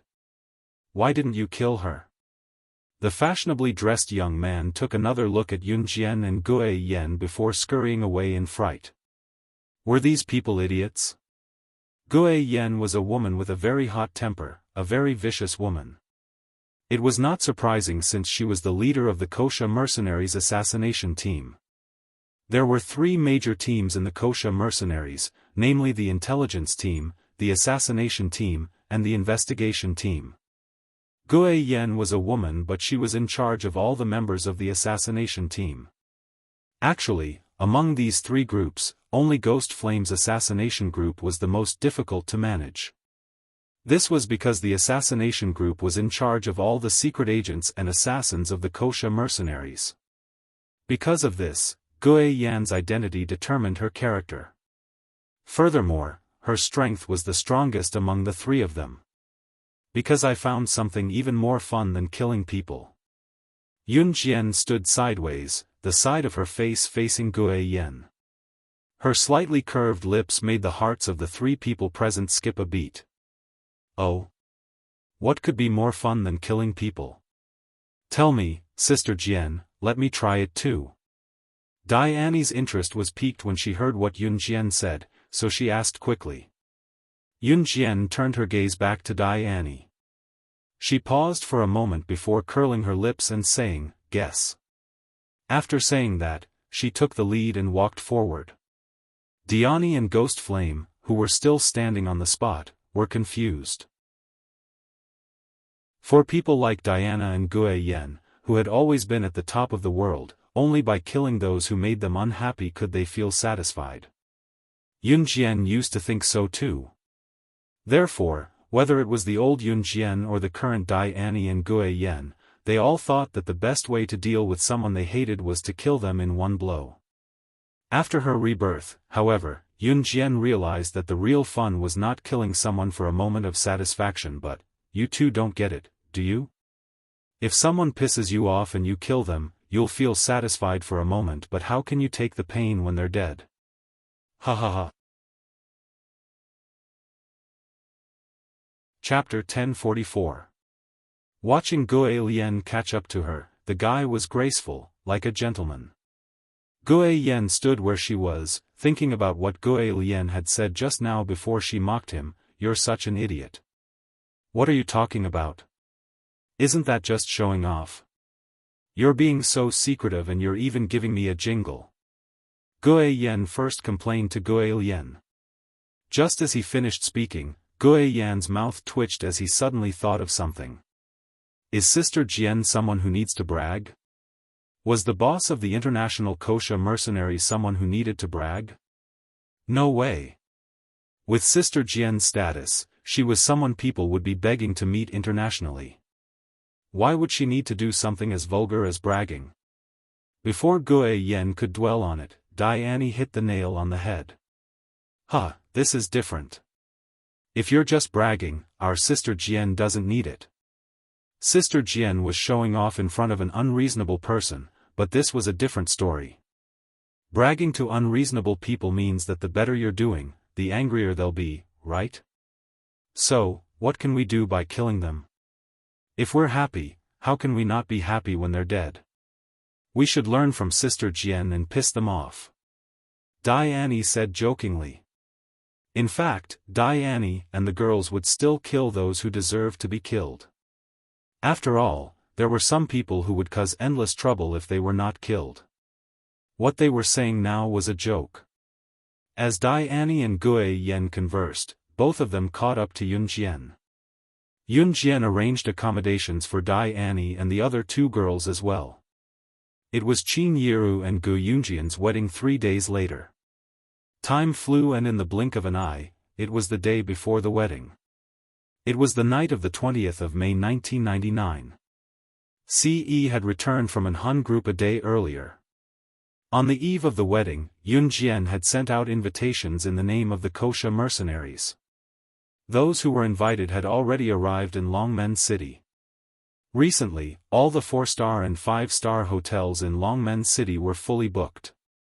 Gu Xian's biological mother, Hua Yun, was holding her husband, Hu Chaochuan's hand as they led their son, Hu Qixiang, to a 4-star hotel in Longmen City. "I'm sorry, our hotel is full." The receptionist smiled again and politely refused. "What's going on? This is already the 3rd-star rated hotel. Why are they all full?" Hua Yun held Hu Chaochuan's hand and questioned the receptionist like a rich lady. Hua Yun and Hu Chaochuan did not live in Longmen City. Hu Chaochuan had chosen to open an amusement park in Longmen City purely because it was more suitable for development. Of course, part of the reason was that he wanted to show off in front of Hua Yun's ex-husband, Gu Junjian. "Look, I casually invested in an amusement park, but what about you? You may be rich, but can you be richer than me?" However, it was a pity that this project ended before it even started. CE had already purchased the amusement park. It was now CE's, but Hua Yun and Hu Chaochuan were unaware of it. "I'm sorry, sir and madam. I don't know why there have been a lot of guests these days, so." The receptionist smiled awkwardly. "There's not even a room? I say, what's your hotel for? You actually..." Hua Yun wanted to press further. Hu Chaochuan stopped Hua Yun's hand. "My baby, don't be mad. There's no star-rated hotel. Let's just stay in a normal hotel for a night." Hua Yun's face darkened when she heard that they were going to a low-class place like a normal hotel. In spite of it, Hu Chaochuan quickly made Hua Yun smile again. Chapter 1045. When the receptionist heard Hu Chaochuan's words, she was very surprised. However, the receptionist could only look at the 2 customers in front of her and smile. In the end, the receptionist watched Hua Yun and Hu Chaochuan leave while holding Hu Qixiang's hand. It was only when the 3 of them left that she heaved a sigh of relief. She then picked up the phone at the front desk and dialed the hotel's general manager. "General manager, all the rooms in our hotel tonight, including the deluxe suites, have been sold out. I heard from a woman who wanted to check in, but it's already full. She's already at the 3rd-star rated hotel." The receptionist reported what she had just learned to the general manager.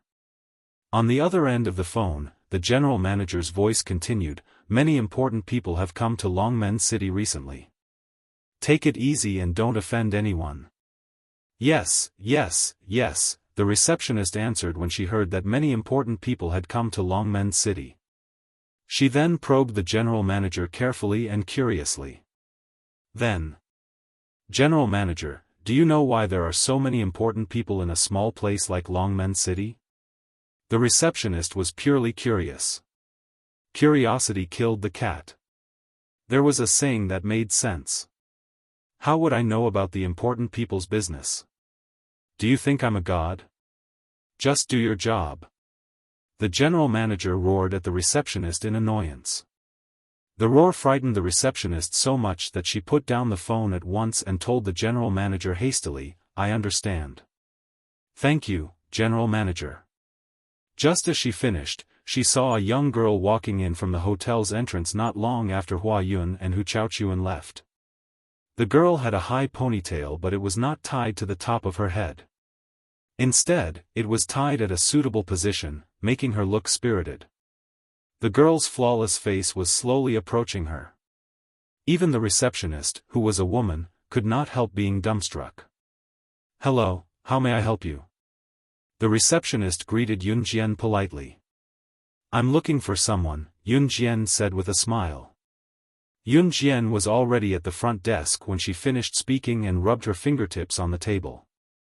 After a moment of silence, she finally asked, "Where's room 3106?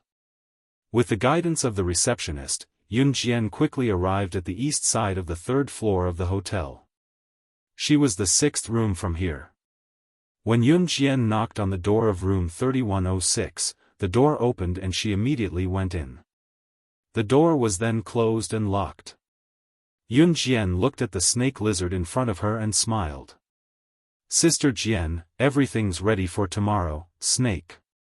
Lizard told Yun Jian calmly, looking at her. What he got in return was a light nod from Yun Jian.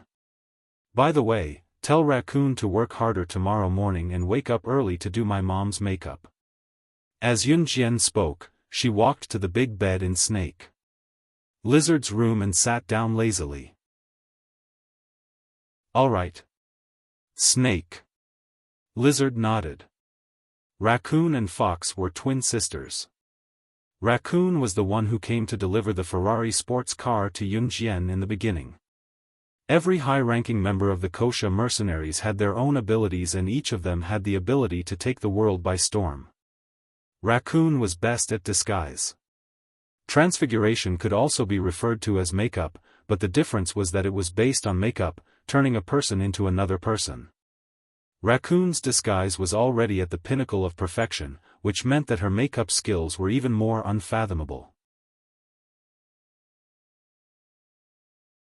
Chapter 1046. These were all planned by Yun Jian herself, but since Snake Lizard came over, she only needed to inform Snake Lizard and Snake Lizard would take care of it. This way, Yun Jian could free up a lot of time to deal with other matters. After Snake Lizard listened to Yun Jian, she paused before saying, "Sister Jian, Tiger, Leopard and the rest will be here tomorrow." The wedding was tomorrow but the official ceremony was usually held in the afternoon and during dinner time. Yun Jian nodded in response. Once Snake Lizard was here, the burden of the Kosha mercenaries fell entirely on Tiger Leopard. If Tiger Leopard were to rush over, he would have to make arrangements for the Kosha mercenaries before he could rush over. Of course, Tiger Leopard did not have the time, so even if he were to come, he would rush back to the Kosha mercenaries after attending Qin Yiru's wedding tomorrow. Yun Jian replied with a nod. Yun Jian came here purely to brief Snake Lizard on the arrangements like she was taking a stroll before she went downstairs. Just as Yun Jian turned around and was about to leave with her hand on the door lock, Snake Lizard's voice came from behind her again. "Sister Jian, the Ferrari sports car you sent for repair last time is fixed. It can be brought back to Longmen City tonight. I'll send it over for you tomorrow morning." Yun Jian paused before she turned to the side and hummed in response. The brakes of her Ferrari sports car had malfunctioned and it had been sent to the factory for repair. Due to her connection with the Kosha mercenaries, the sports car was repaired at the fastest speed possible and sent back. Yun Jian's fiery red Ferrari was her favorite car that had accompanied her for years. If she could use this sports car to carry Qin Yiru to her wedding tomorrow, it would be the most gratifying thing for Yun Jian. "Send it over earlier tomorrow," Yun Jian said again before she opened the door to Snake Lizard's room and walked out. Snake Lizard did not follow her. When she saw Yun Jian leave the room, she said, "See you tomorrow," and closed the door again. Yun Jian tucked her hands into her pants pockets lazily and strolled out of the hotel. Just as she stepped out, the spring rain was still falling. Yun Jian took a whiff of the spring air and a tall man holding a black umbrella appeared beside her. Ce stood beside Yun Jian with a black umbrella. "Let's go home," Yun Jian said with a press of her lips as she walked down the stairs with Ce beside her. Ce asked softly, "Back to Xinjiang town?" Yun Jian nodded and followed Ce to his Lamborghini sports car. Although Qin Yiru was getting married for the second time, she was still getting married. Most people would keep their second marriage a simple one as they would not want others to know about it. However, Qin Yiru still had to marry from Zhang Meihua's family to save face. Of course, this was also a local custom. It was impossible for Qin Yiru to marry from Dong Ruan's family when her mother, Zhang Meihua, was still alive, right? If she really did that, she would definitely be gossiped about in this day and age. Yun Jian had just fastened her seatbelt when she got into the car when she saw that Ce had not started the car. She frowned and was about to ask Ce why he had not started the car. Ce had already turned sideways and hugged Yun Jian. A familiar scent wafted into her nose and Yun Jian was stunned. However, she placed her hand on Ce's back and hugged him gently. His chin rested on her shoulder as his breath blew beside her ear. "Xiao Jian, you're moving away after your mom gets married?" Feeling one of the girl's plump breasts pressed against his chest, Ce moved closer and hugged her as he asked faintly. Chapter 1047. There was no way he was going to admit that ever since Qin Yiru and Gu Junjian got together and set a wedding date, they were planning to get married. He was not worried about Qin Yiru being unhappy. Being with Gu Junjian, Qin Yiru was destined to be happy. This was not even within the scope of his concern. Instead, he was worried that Qin Yiru would move to Gu Junjian's place and bring his Xiao Jian along. He had no objections to anything else, but bringing his Xiao Jian along was something he would not agree to. His Xiao Jian had to go to school and they did not have much time to see each other. If Yun Jian moved to Gu Junjian's place, how was he going to openly hug her to sleep? How was he going to see Xiao Jian every day? "You're coming too." Yun Jian curled her lips at Ce's words and spoke like she was joking. If Ce went with her, he would be no different from a live-in son-in-law. Yun Jian chuckled inwardly. She had never tried to embarrass the leader of the world's top assassin organization. She had never heard of anyone who could do so either. Today, she was going to make a precedent. Sensing that the woman in his arms was secretly delighted, Ce did not expose her. Instead, he replied softly, "Okay." Of course, he had to go. How dare she plot against him? How could he let her off so easily? As he thought about it, a naughty idea popped up in Ce's mind. In the end, Ce drove Yun Jian back to Xinjiang town. Qin Yiru, Dong Ruan, Xiao Yunzhu, and the others were already in Xinjiang town. They would be busy the next morning and there were things that had to be done early in the morning. Qin Yiru was getting married in Xinjiang town, so the day before the wedding, she had to stay in the town. However, Adam, Lan Su, and Mo Sun still lived in Dong Ruan's house. After all, Zhang Meihua's house, which was Qin Yiru's elder brother, Qin Liqian's house, did not have so many guest rooms. Ce drove the Lamborghini back to Zhang Meihua's house in Xinjiang town with Yun Jian, leaving behind potholes on the cement ground caused by the drizzle. From afar, he could see that Zhang Meihua's house was brightly lit, and there were many people standing in the house. After the car came to a stop, Ce got out of the car first. He took out the black umbrella, opened it, and walked over to Yun Jian's front passenger seat. He opened the car door and gently shielded Yun Jian from the roof. Then, he led Yun Jian into Zhang Meihua's home. There were many people standing in the house. Of course, the important figures whom Yun Jian had invited to attend the wedding in the name of kosha mercenaries were unaware that they were not present. They only knew that on May 21, 1999, at 5 in the evening, a grand wedding was held at Tranquil Harmony Hotel. At the moment, there were not only Dong Ruan and Xiao Yunzhu who were playing in Zhang Meihua's house, but there were also some relatives, friends, and neighbors who had come to collect their wedding gifts. Gu Junjian was not present as well. The bride and groom were not allowed to meet on the night before the wedding. This was a custom. "Oh, Yiru, I didn't expect you to get married again. Huh, your second marriage partner is a rich man too. You can even hold your wedding in a 4-star hotel. There aren't many daughters in our village who can get married like you. Isn't that so?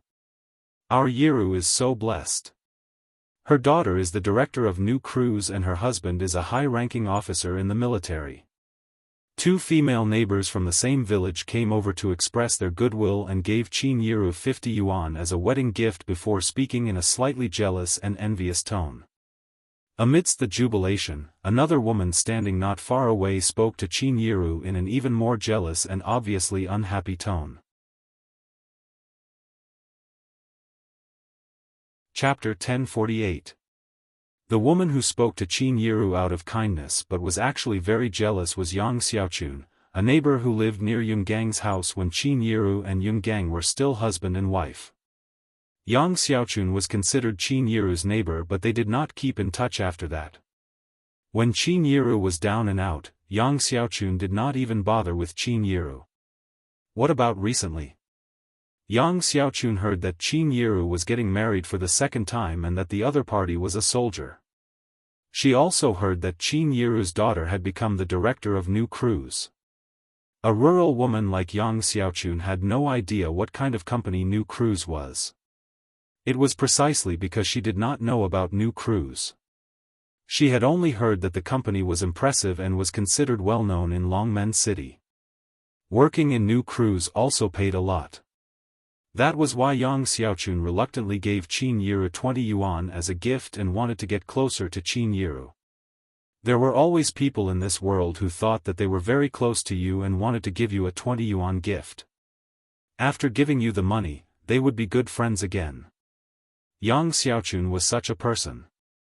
She did not like Qin Yiru at all in the past. There was even one time when Qin Yiru was cooking at home and there was no salt at home. Qin Yiru had gone to Yang Xiaochun's house to borrow some. Yang Xiaochun clearly had salt at home, but she was stingy, thinking that Qin Yiru would not return the salt she borrowed in the future, so she lied and said that there was no salt at home. Qin Yiru had actually gone to borrow it when she saw that Yang Xiaochun's husband had just bought a pack of salt. It was just that Qin Yiru was too embarrassed to ask for it when Yang Xiaochun refused to give it to her. Since then, however, Qin Yiru had been planning to stay away from Yang Xiaochun. Qin Yiru did not expect Yang Xiaochun to come to her house today and even give her a gift when she used to be so stingy. But in reality, 20 renminbi was considered a small amount even in the amount of money given in 1999. Generally speaking, only those old women who were so poor that they couldn't even afford to have enough food and clothing would give 20 yuan as a wedding gift for a family in the countryside. Qin Yiru did not like Yang Xiaochun to begin with. Now that Yang Xiaochun had given her a gift, she thought that she had the right to speak and even pointed fingers at Qin Yiru. The first reason Yang Xiaochun said that was jealousy. She was jealous that Qin Yiru's second marriage was more than 10 times better than other girls' marriages. No one in Xinjiang town could compare to Gu Yunjian's family background. Even in Longmen City, Gu Yunjian's family background was one of the best. Seeing that Qin Yiru was fiddling with the bridal headdress for tomorrow and ignoring her, Yang Xiaochun was indignant and said again, Yiru, we've been together for so long.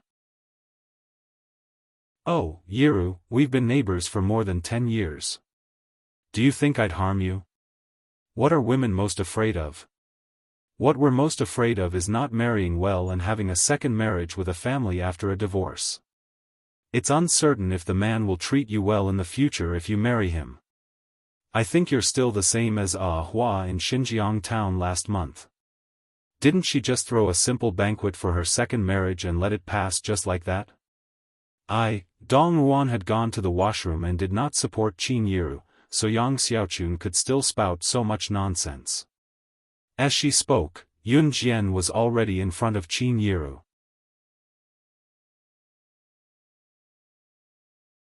Chapter 1049.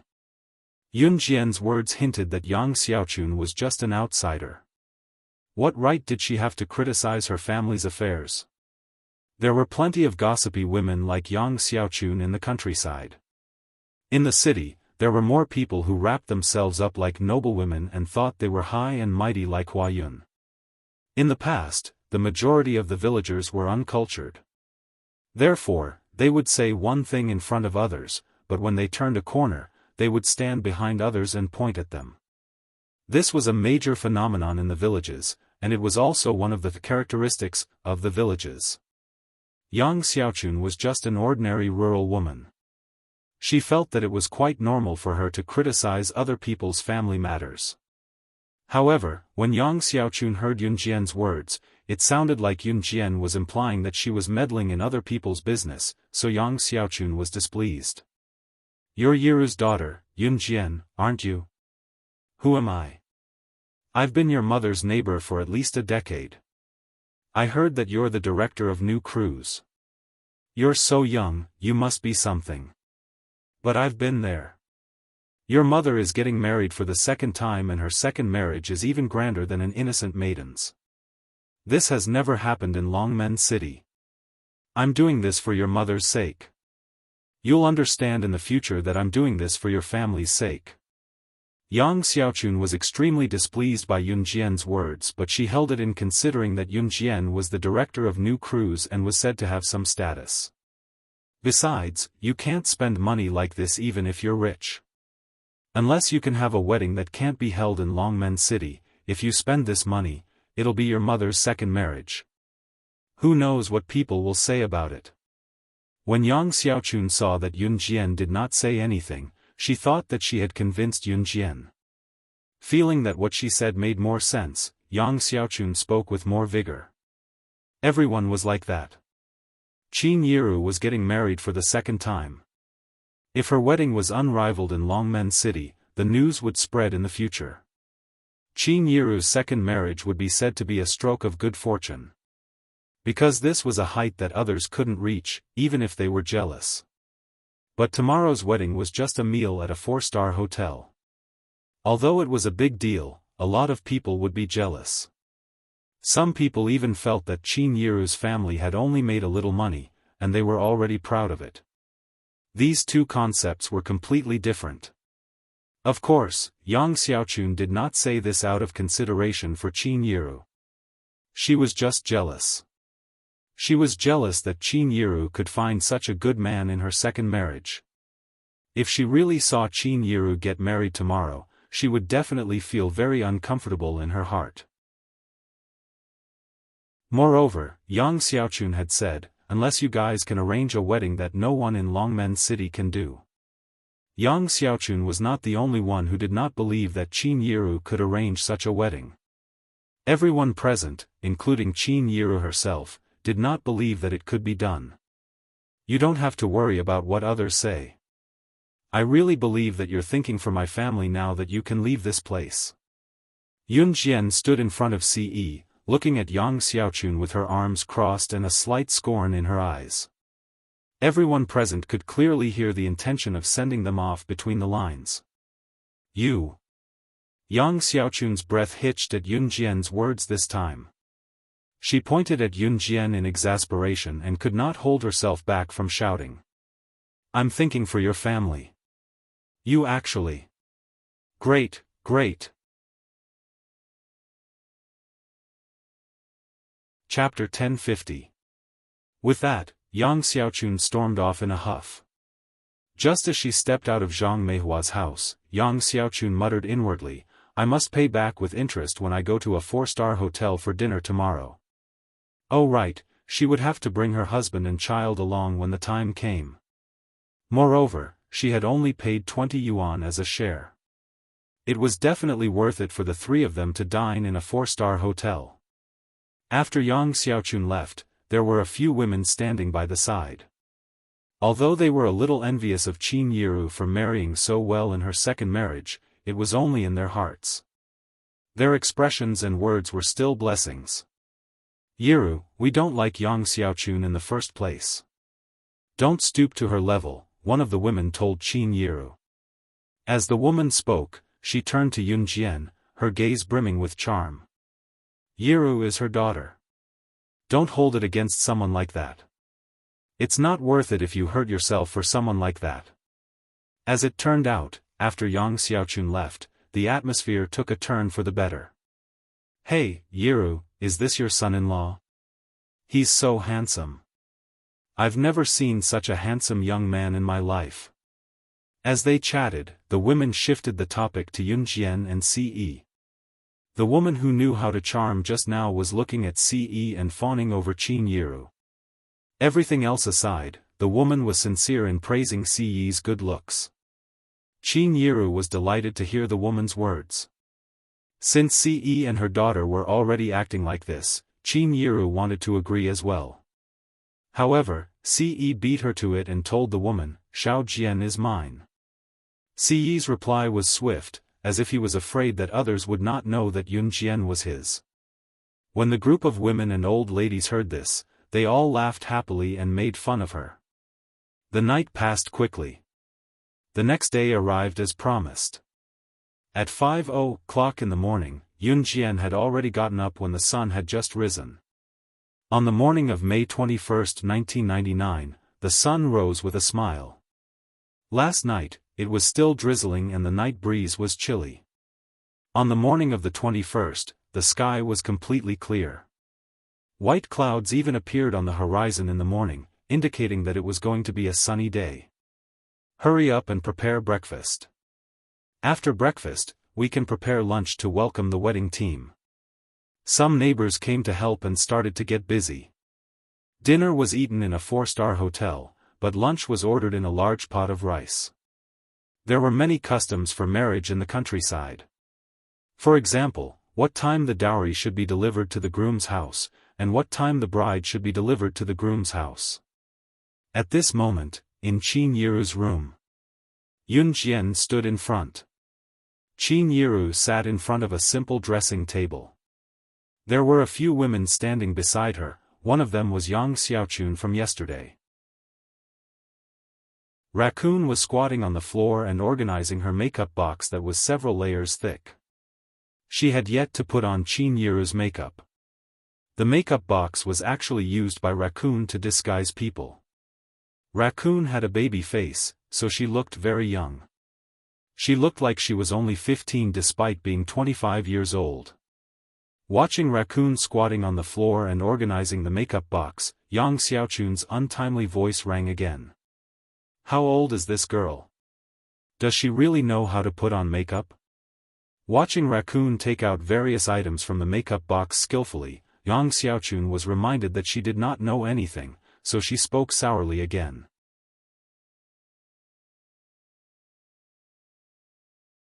Chapter 1051. Despite what Yang Xiaochun had said yesterday, she did not plan to fall out with Qin Yiru and Yun Jian. After all, Qin Yiru was going to marry a rich man and Yun Jian was the director of new crews now. She dared not offend someone of such high status. Yang Xiaochun felt that everything she said was reasonable and she had a confidence that she did not know where it came from. She felt that she was right. More importantly, she felt that in the end, even Qin Yiru and Yun Jian would agree with her point of view and treat her differently. They might even see her as their savior. It was also this concept that made Yang Xiaochun even more firm in his beliefs. Because of this, Yang Xiaochun came here early in the morning. Half squatting on the ground, Tanuki fiddled with her makeup box sparsely. Listening to the incessant chatter, she resisted the urge to kill Yang Xiaochun and the group of chattering women and spoke to Yun Jian. Why are you here? Sister Jian, I need a quiet environment. Once Tanuki said that, Yun Jian knocked on the door casually and ordered Yang Xiaochun and the chattering women to leave. My mom needs makeup. Get out. She was not asking them to leave but ordering them to do so in a commanding tone. The chattering women, including Yang Xiaochun, were stunned by Yun Jian's firm tone. After all, girls were usually gentle and quiet. None of them were like Yun Jian, who would order people around the moment she opened her mouth. In spite of it, considering that Yun Jian was the director of new crews, she was different in certain matters. Thus, the women went down the stairs while chattering. Yang Xiaochun, on the other hand, was a typical blabbermouth among the rural women. Once she heard Yun Jian's imposing words and saw the other women around her walking down the stairs, she grumbled as she followed them down the stairs, "What's wrong with you? Oh my, what's with this person? It's a big day today."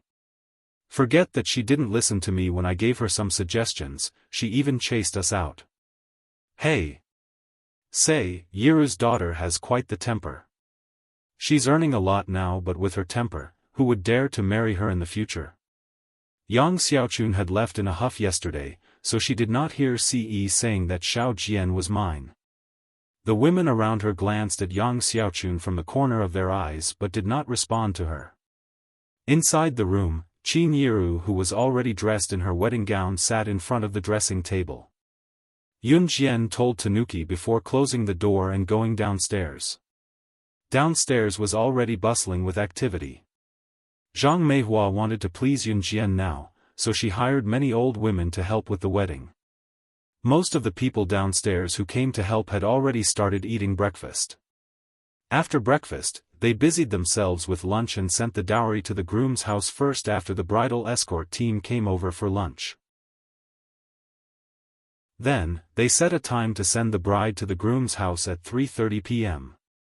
After the lively ceremony was over, they would send the bride, groom, and bride's relatives to Clear Rhythm Hotel at 4:30 p.m. for the wedding ceremony that night.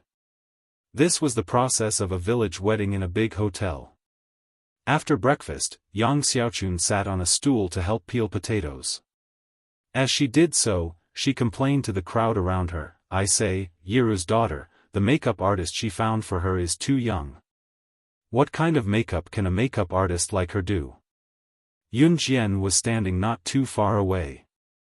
Just as Yang Xiaochun said that, someone pointed at the staircase noisily. "The bride is coming down." Yang Xiaochun looked over in disdain and happened to see Qin Yiru coming down the stairs. Chapter 1052. Qin Yiru was already in her 40s. She had spent her entire life worrying about Yun Jian and Yun Yi. In the first half of her life, she had to support the Yun family. Her youthful beauty had long turned into calluses and wrinkles on her hands, as well as a plump rural woman. However, ever since she divorced Yun Gang and escaped from the huge fire pit that was the Yun family, Qin Yiru had completely changed.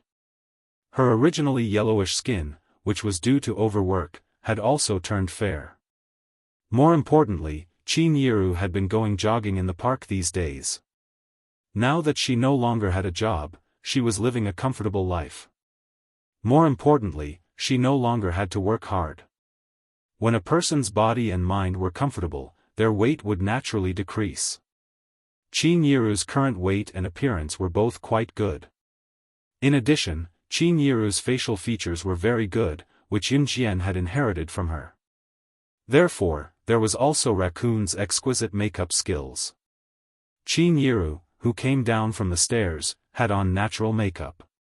That simple and elegant makeup made it seem as if she was born with it.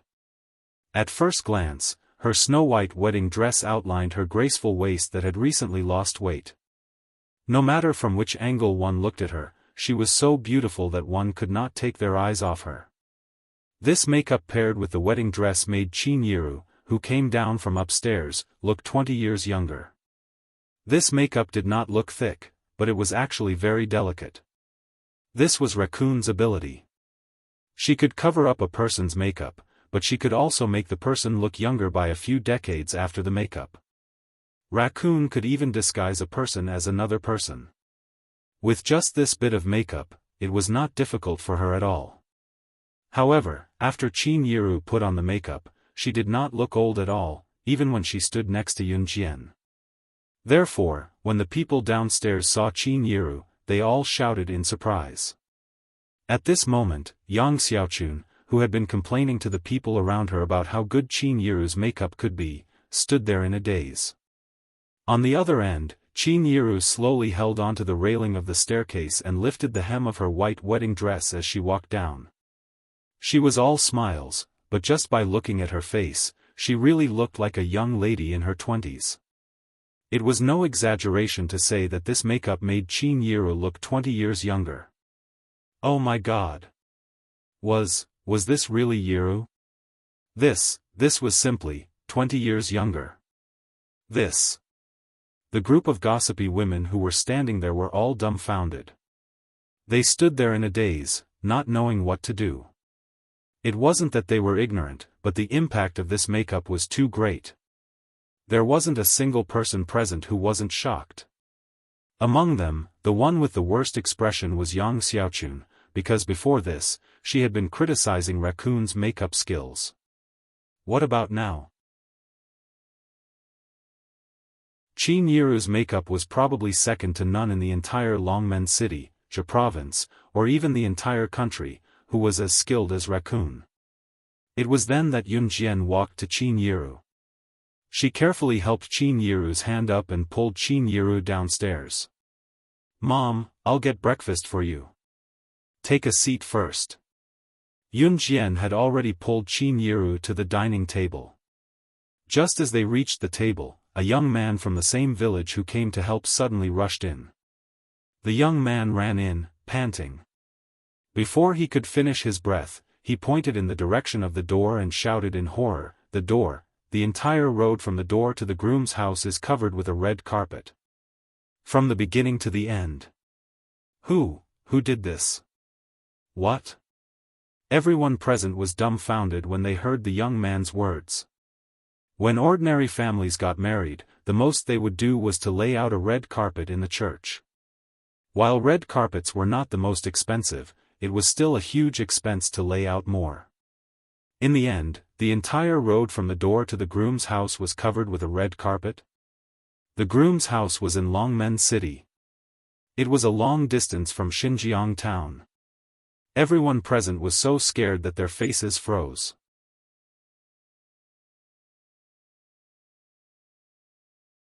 Chapter 1053. The group's attention was drawn to the melodious female voice, only to see Yun Jian with her arms crossed in front of her with a smirk, looking at everyone in front of her openly. When they saw that the melodious voice came from Yun Jian, everyone was shocked and terrified. When they snapped out of it, they suppressed their fear on the surface, but their hearts were in turmoil. What did the young man say? He said that it would start from Zhang Meihua's house, which was Xinjiang town, and end at Gu Yunjian's house in Longmen City. The distance should be at least 30 to 40 kilometers. 30 to 40 kilometers. 1 kilometer was 1,000 meters. A distance of 30 to 40 kilometers was covered with red carpets. How many red carpets would be used to pave the entire road? Just how much RMB would it take to achieve such a feat? It was unheard of in the entire Longmen City, Zhe province, or even the entire country. Especially in 1999, it was already considered respectable if people could afford 2 wedding cars in this era, especially if they were from a common brand. It was grand enough. As for laying out a red carpet that was 3 to 4 kilometers from the bride's house to the groom's house, those present had never heard of it. Even if they had thought of it, they would not dare to imagine it. How much would it cost? How much manpower would it take? Everyone present, including the gossipy women, Yang Xiaochun, Zhang Meihua, Qin Liqian's family, and many others who came to help, stared at the scene unfolding before them with widened eyes. Yun Jian took 2 steps toward the young man who had barged in with a roar just now. She wore a bright smile with a slight curl of her lips. Her face without any makeup was delicate and beautiful. Yun Jian pressed her lips together and said faintly, "Don't make a fuss. I got someone to pave it." Yang Xiaochun paled even more after Yun Jian spoke. Yang Xiaochun did not expect Yun Jian to be so rich. Was her new cruise really that profitable? Yang Xiaochun did not know that New Cruise was a company that sold cars. She merely thought that Yun Jian had started a small company. Yang Xiaochun's face was pale. She was jealous that Yun Jian could take out so much money. Therefore, as soon as Yun Jian finished speaking, Yang Xiaochun immediately said, How much will this cost? Even the rich don't have such extravagance." At this moment, the entire place was silent. Obviously, everyone was shocked by what Yun Jian had done. Even Qin Yiru was dumbfounded. At the same time, she stared blankly at the scene in front of her. However, Yang Xiaochun's words implied that Yun Jian had no money but pretended to be rich. Such a sentence stunned the surrounding people once again. There were even some people who couldn't stand it anymore, so they stood up and said to Yang Xiaochun, "You talk too much. Other people's family matters are none of your business. What are you saying? Today is such a happy day, and you're the only one who talks too much." That person had just reprimanded Yang Xiaochun. Yun Jian continued speaking, but Yun Jian ignored Yang Xiaochun completely. She only turned her gaze to Qin Yiru. Mom, you used to work hard for me and my brother, shouldering all the burdens yourself. Now that I'm all grown up, I won't be as insensible as before. Today's red carpet is my first wedding gift to you. You'll always be my mom. Yun Jian's words were for the original owner of the body as well as for herself. Ever since she was reborn, Qin Yiru had never vented her bitterness in front of her. Qin Yiru had always kept the bitterness to herself and left the best for her children. Chapter 1054. Yun Jian ignored Yang Xiaochun. As long as Yang Xiaochun did not cross her bottom line, there was no need for her to care about a job-hopping clown. Why? It was too degrading. There was no need for that. Who would waste so much time arguing with a person like Yang Xiaochun and spouting nonsense? Yun Jian did not have to do that. In spite of it, what Yun Jian said to Qin Yiru was from the bottom of her heart. She had wanted to say these words to Qin Yiru for a long time. You'll always be my mom might sound like nothing to ordinary people, but to Yun Jian, it meant something entirely different. In her previous life, she had no family, friendship, or love. She only knew who she could benefit from working with, like snake, lizard and tiger, leopard.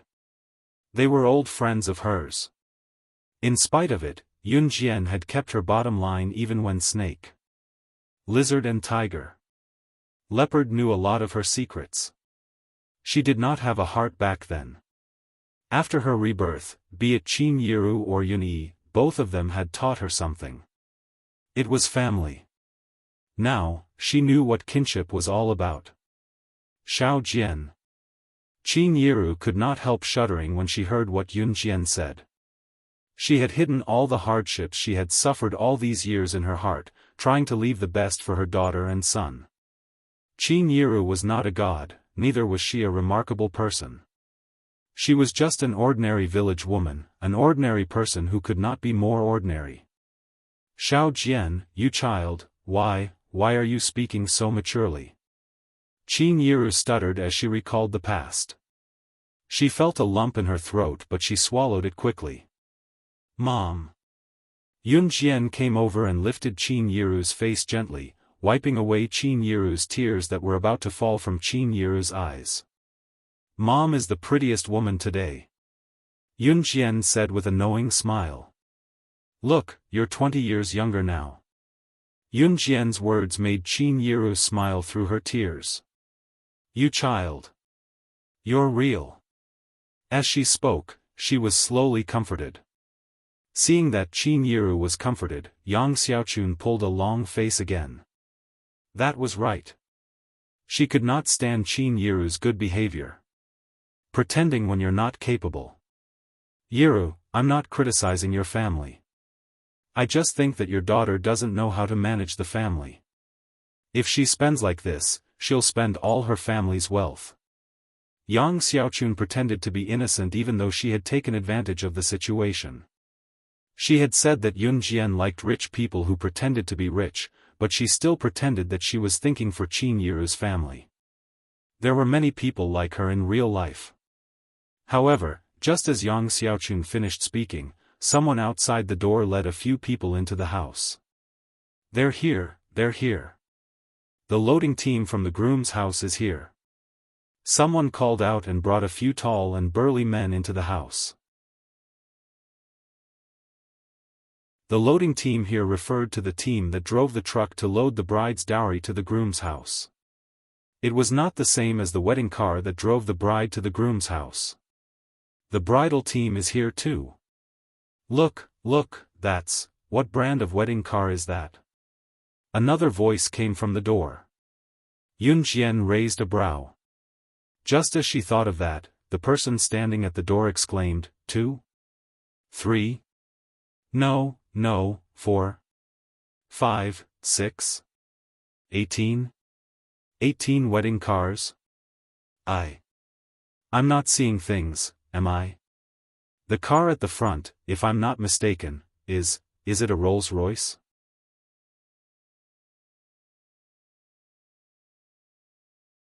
Chapter 1055. Those standing at the door were burly men who had come to help. These men who Gu Junjian had sent to pack the dowry were brothers from the military. They had already entered the house. The men who were discussing outside the house were from the same village who had come to help. These men liked to read the newspaper while smoking a cigarette after they were done with work. They did not have any outstanding talents, but they read a lot of newspapers. Sometimes, they could even see various branded cars printed in the newspaper.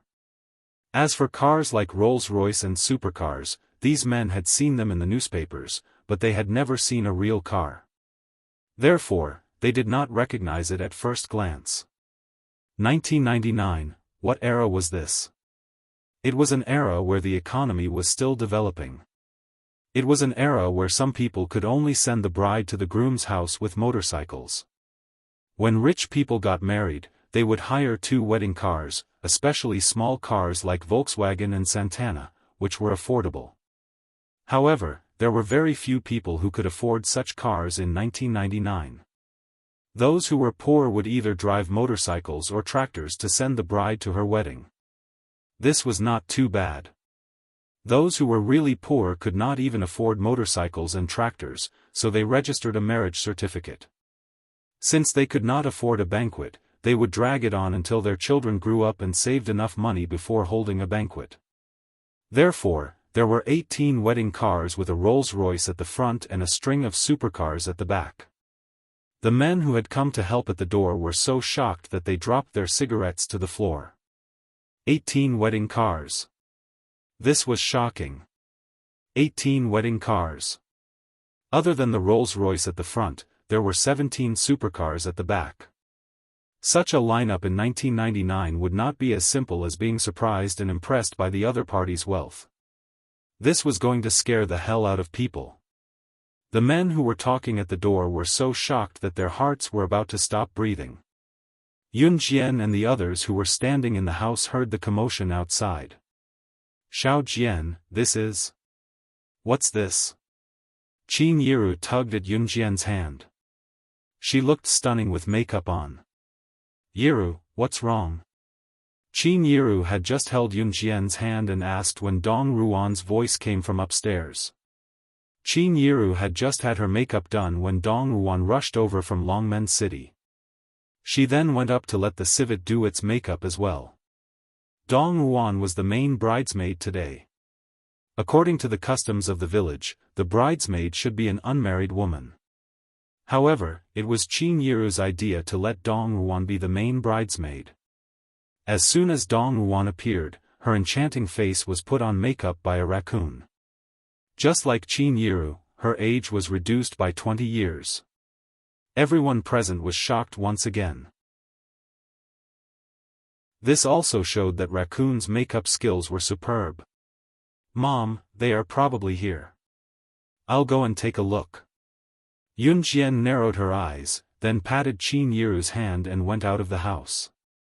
Seeing that Yun Jian had gone out, Yang Xiaochun and the other women, as well as many of the people present, scrambled to follow.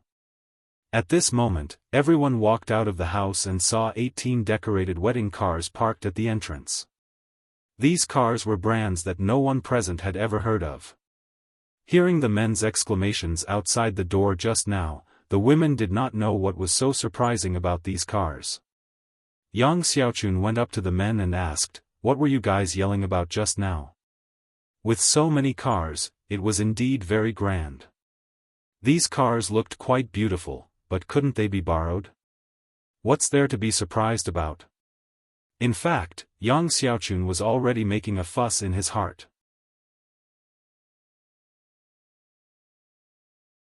Chapter 1056. It was not a joke that there was not a single Rolls-Royce in the entire Longmen City. The year 1999 was an era where economic development was about to soar. In this era, the gap between the rich and the poor was gradually widening.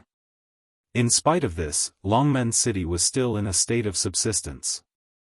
In other words, there were not many people who were truly rich, and those who were rich did not have to spend all their wealth to buy a luxurious car like the Rolls-Royce that cost 4 to 5 million yuan. Therefore, there was not a single Rolls-Royce in the entire Longmen city. What did it mean when it appeared at Qin Yiru's wedding today? What? This car is so rare? It costs 5 million yuan. Yang Xiaochun was indeed shocked. Her eyes widened in surprise, but in the end, she still took a deep breath. Even if there was none in Longmen city, it did not mean that Yun Jian had bought it. Could she afford a Rolls-Royce worth 5 million yuan? Moreover, when newlyweds were getting married, wedding cars were usually rented from car dealers. Ordinary families would borrow cars from people in the same village or their relatives or friends who owned cars. After the wedding, they would give a big red packet to their friends and relatives who had lent the car to them or people from the same village. Yang Xiaochun naively thought that the Rolls-Royce was rented by Yun Jian. But I think this car was rented from somewhere else? It costs 5 million yuan. How could she afford it? Yang Xiaochun grumbled inwardly. Just as she finished speaking, the burly man beside her glanced askance at Yang Xiaochun like he was looking at an ignorant and illiterate person. Rolls-Royce. Where did you rent it from? There are so many rich people in Longmen city, but we don't even have one. There was a pause before he continued, besides, didn't Qin Yiru's daughter start New Cruise? Are you stupid? The company she owned, New Cruise, was a company that sold cars. It earned tens of millions of yuan in profit every year. She can earn so much in a year by selling cars in her own company. She can buy it herself. It's nothing.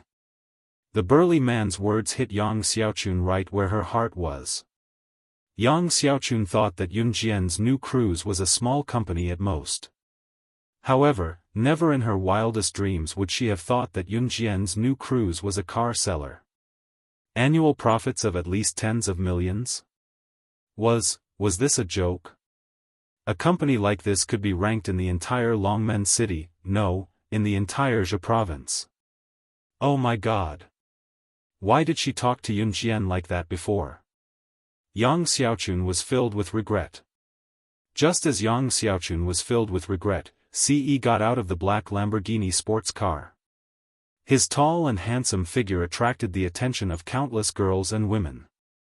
However, his eyes were fixed on Yun Jian the whole time as he walked towards her. After Ce got out of the car, 4 figures got out of the Rolls-Royce and the other 3 limited-edition sports cars. The 4 of them were so handsome that they could make anyone cry. All the men present deeply doubted their own appearance. These 4 people were the 4 leaders of Anhun. Adam, Mo Sen, Shuang, Lin Wei. Today, the 4 leaders of Anhun were escorting Qin Yiru to the groom's house, Gu Yunjian's house. There had never been such a grand procession since ancient times. Ce had already come to Yun Jian under everyone's watchful eyes. Just as everyone thought that Ce would show off his sports car in front of everyone like many young lads of his age, Ce stood before Ce. Ce went to stand in front of Yun Jian and slowly held her hand. In front of everyone, he spoke in his rich male voice, "I'm sorry, but I'm sorry."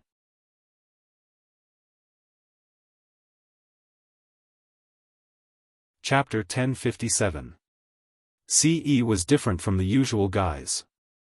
If he were a normal guy, he would probably be standing in front of the crowd to show off these 18 luxury cars proudly. His bragging would probably reach the heavens. Any youth in their adolescence or in their 20s would have a competitive mentality.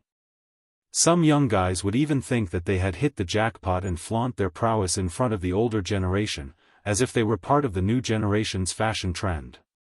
The more handsome a person was, the more pretentious they were.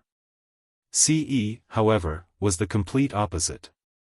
There were so many sports cars parked behind him and he was the one who drove them here, but he had no intention of showing off. Instead, he went to Yun Jian and spoke with such sincerity that it stirred her heart. There wasn't the slightest bit of sweet talk in these words, but it was enough to let everyone present feel his heart. His feelings for Yun Jian. Yun Jian's hand was gently held by Ce and her heart fluttered when she heard his words. Yun Jian did not act pretentiously in front of everyone. Looking at Ce, she finally nodded in agreement. It was undeniable that Yun Jian was tempted. Good, good, good. Adam, who was here to spoil the mood, suddenly clapped his hands and cheered at this crucial moment. However, before Adam could finish his words, Mo-sun, who was beside him, raised his hand and knocked on his head. The corners of Adam's lips twitched before he shut his mouth. Adam had fully recovered from his injuries and Lan Su did not need to support him anymore. Adam clapped his hands because he was excited just now. Their young master was planning to marry a young mistress. This was great.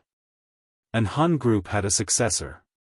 However, Adam had no idea how much he had spoiled the mood with his action just now. Mo-sun could not be blamed for giving Adam a head-on blow. No one saw how pale Yang Xiaochun's face was at this moment. She had thought that Yun Jian was just the boss of a small company. After all, it was already an impressive feat for an underage girl to be the boss of a small company in this day and age.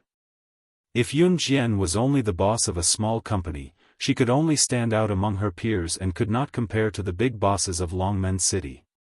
However, she had just found out that Yun Jian's company was actually one of the top companies in Jia province. More importantly, the Rolls-Royce that cost 5 million was actually Yun Jian's. Most importantly, at this moment, there was such an outstanding man who used a method that all women in the world would be envious of to confess to her in front of everyone. Yang Xiaochun also admitted that he was jealous. The bride is out. The bride is coming out. Just as Yang Xiaochun was clenching his fists in jealousy, someone shouted excitedly. Qin Yiru heard the noise outside, so she just came out to take a look. After all, it was not time to send the bride off yet. It was still morning and the dowry had yet to be packed and sent to the groom's house. The time to send the bride off was later than when the dowry was packed and sent to the groom's house. It was currently set to be 3:30 p.m. What's wrong, Xiao Jian? Qin Yiru had just come out with Dong Ruan when she widened her eyes at the rows of super sports cars in front of her. Other than the first one, the rest are rented. Yiru, your daughter's really capable. Yang Xiaochun said sourly to the girl, indignant again.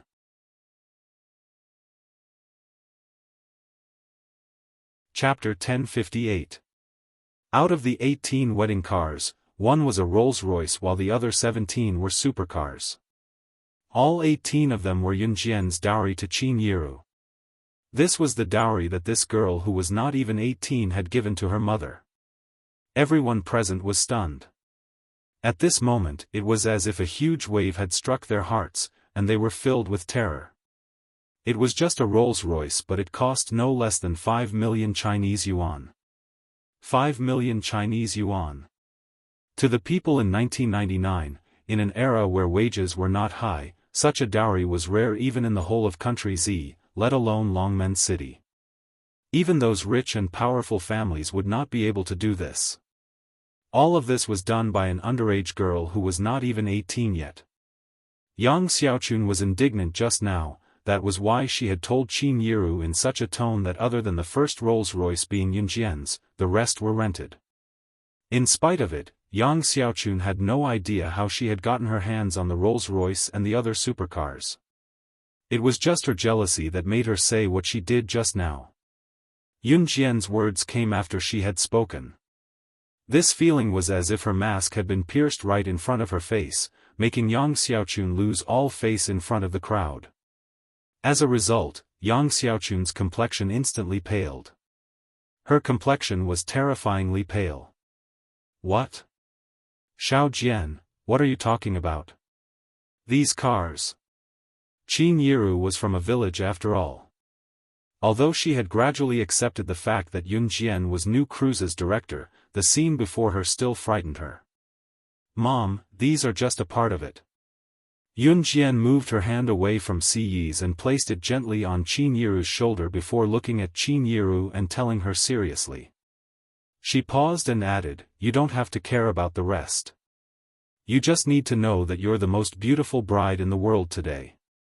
Yun Jian knew what Qin Yiru was going to say. There were so many luxury cars and supercars.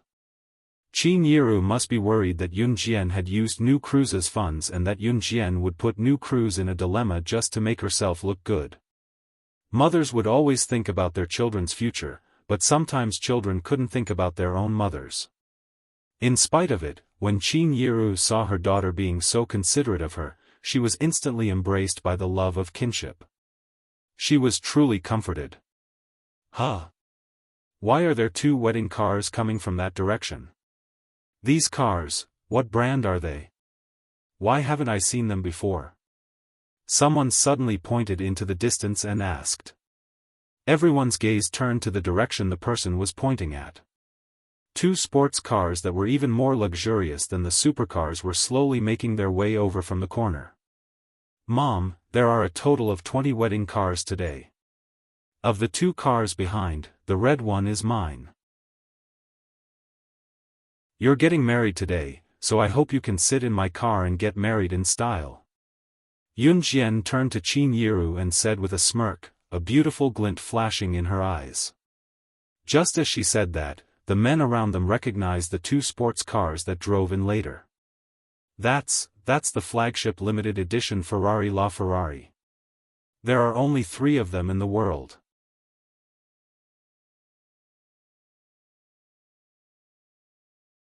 Chapter 1059. These burly men were all from the countryside, but they had seen many reports about famous cars in the newspapers. Men usually loved toys like toy guns and racing cars when they were young, and they loved sports cars when they grew up. Therefore, when the burly men saw the Ferrari and Lamborghini limited edition sports cars slowly driving in, they were so scared that their eyeballs almost popped out. Yun Jian and Si Yi's cars did not make an appearance earlier because the previous 18 cars were Yun Jian's dowry for her mother, Qin Yiru. As for the 2 limited edition sports cars that came later, they belonged to Yun Jian and Si Yi. Yun Jian had been planning this for a long time. She planned to send Qin Yiru off to her wedding with her beloved cars that had been with her for 2 lifetimes in a grand manner. The few big men knew that the Ferrari and Lamborghini were expensive, but some of the women around them didn't know at all. From the outside, these 2 sports cars were indeed much better looking than the previous 18 cars. However, what was a limited edition flagship? They did not understand. "Hey, what do you mean by a limited edition flagship? What's this about only being sold in the world?" Yang Xiaochun went to one of the men to ask, since she did not understand. She had taken too many blows, but she did not believe that Yun Jian could give her another round of blows. Yang Xiaochun was only a village woman. She did not know much and had probably only been to Longmen City once or twice in her life.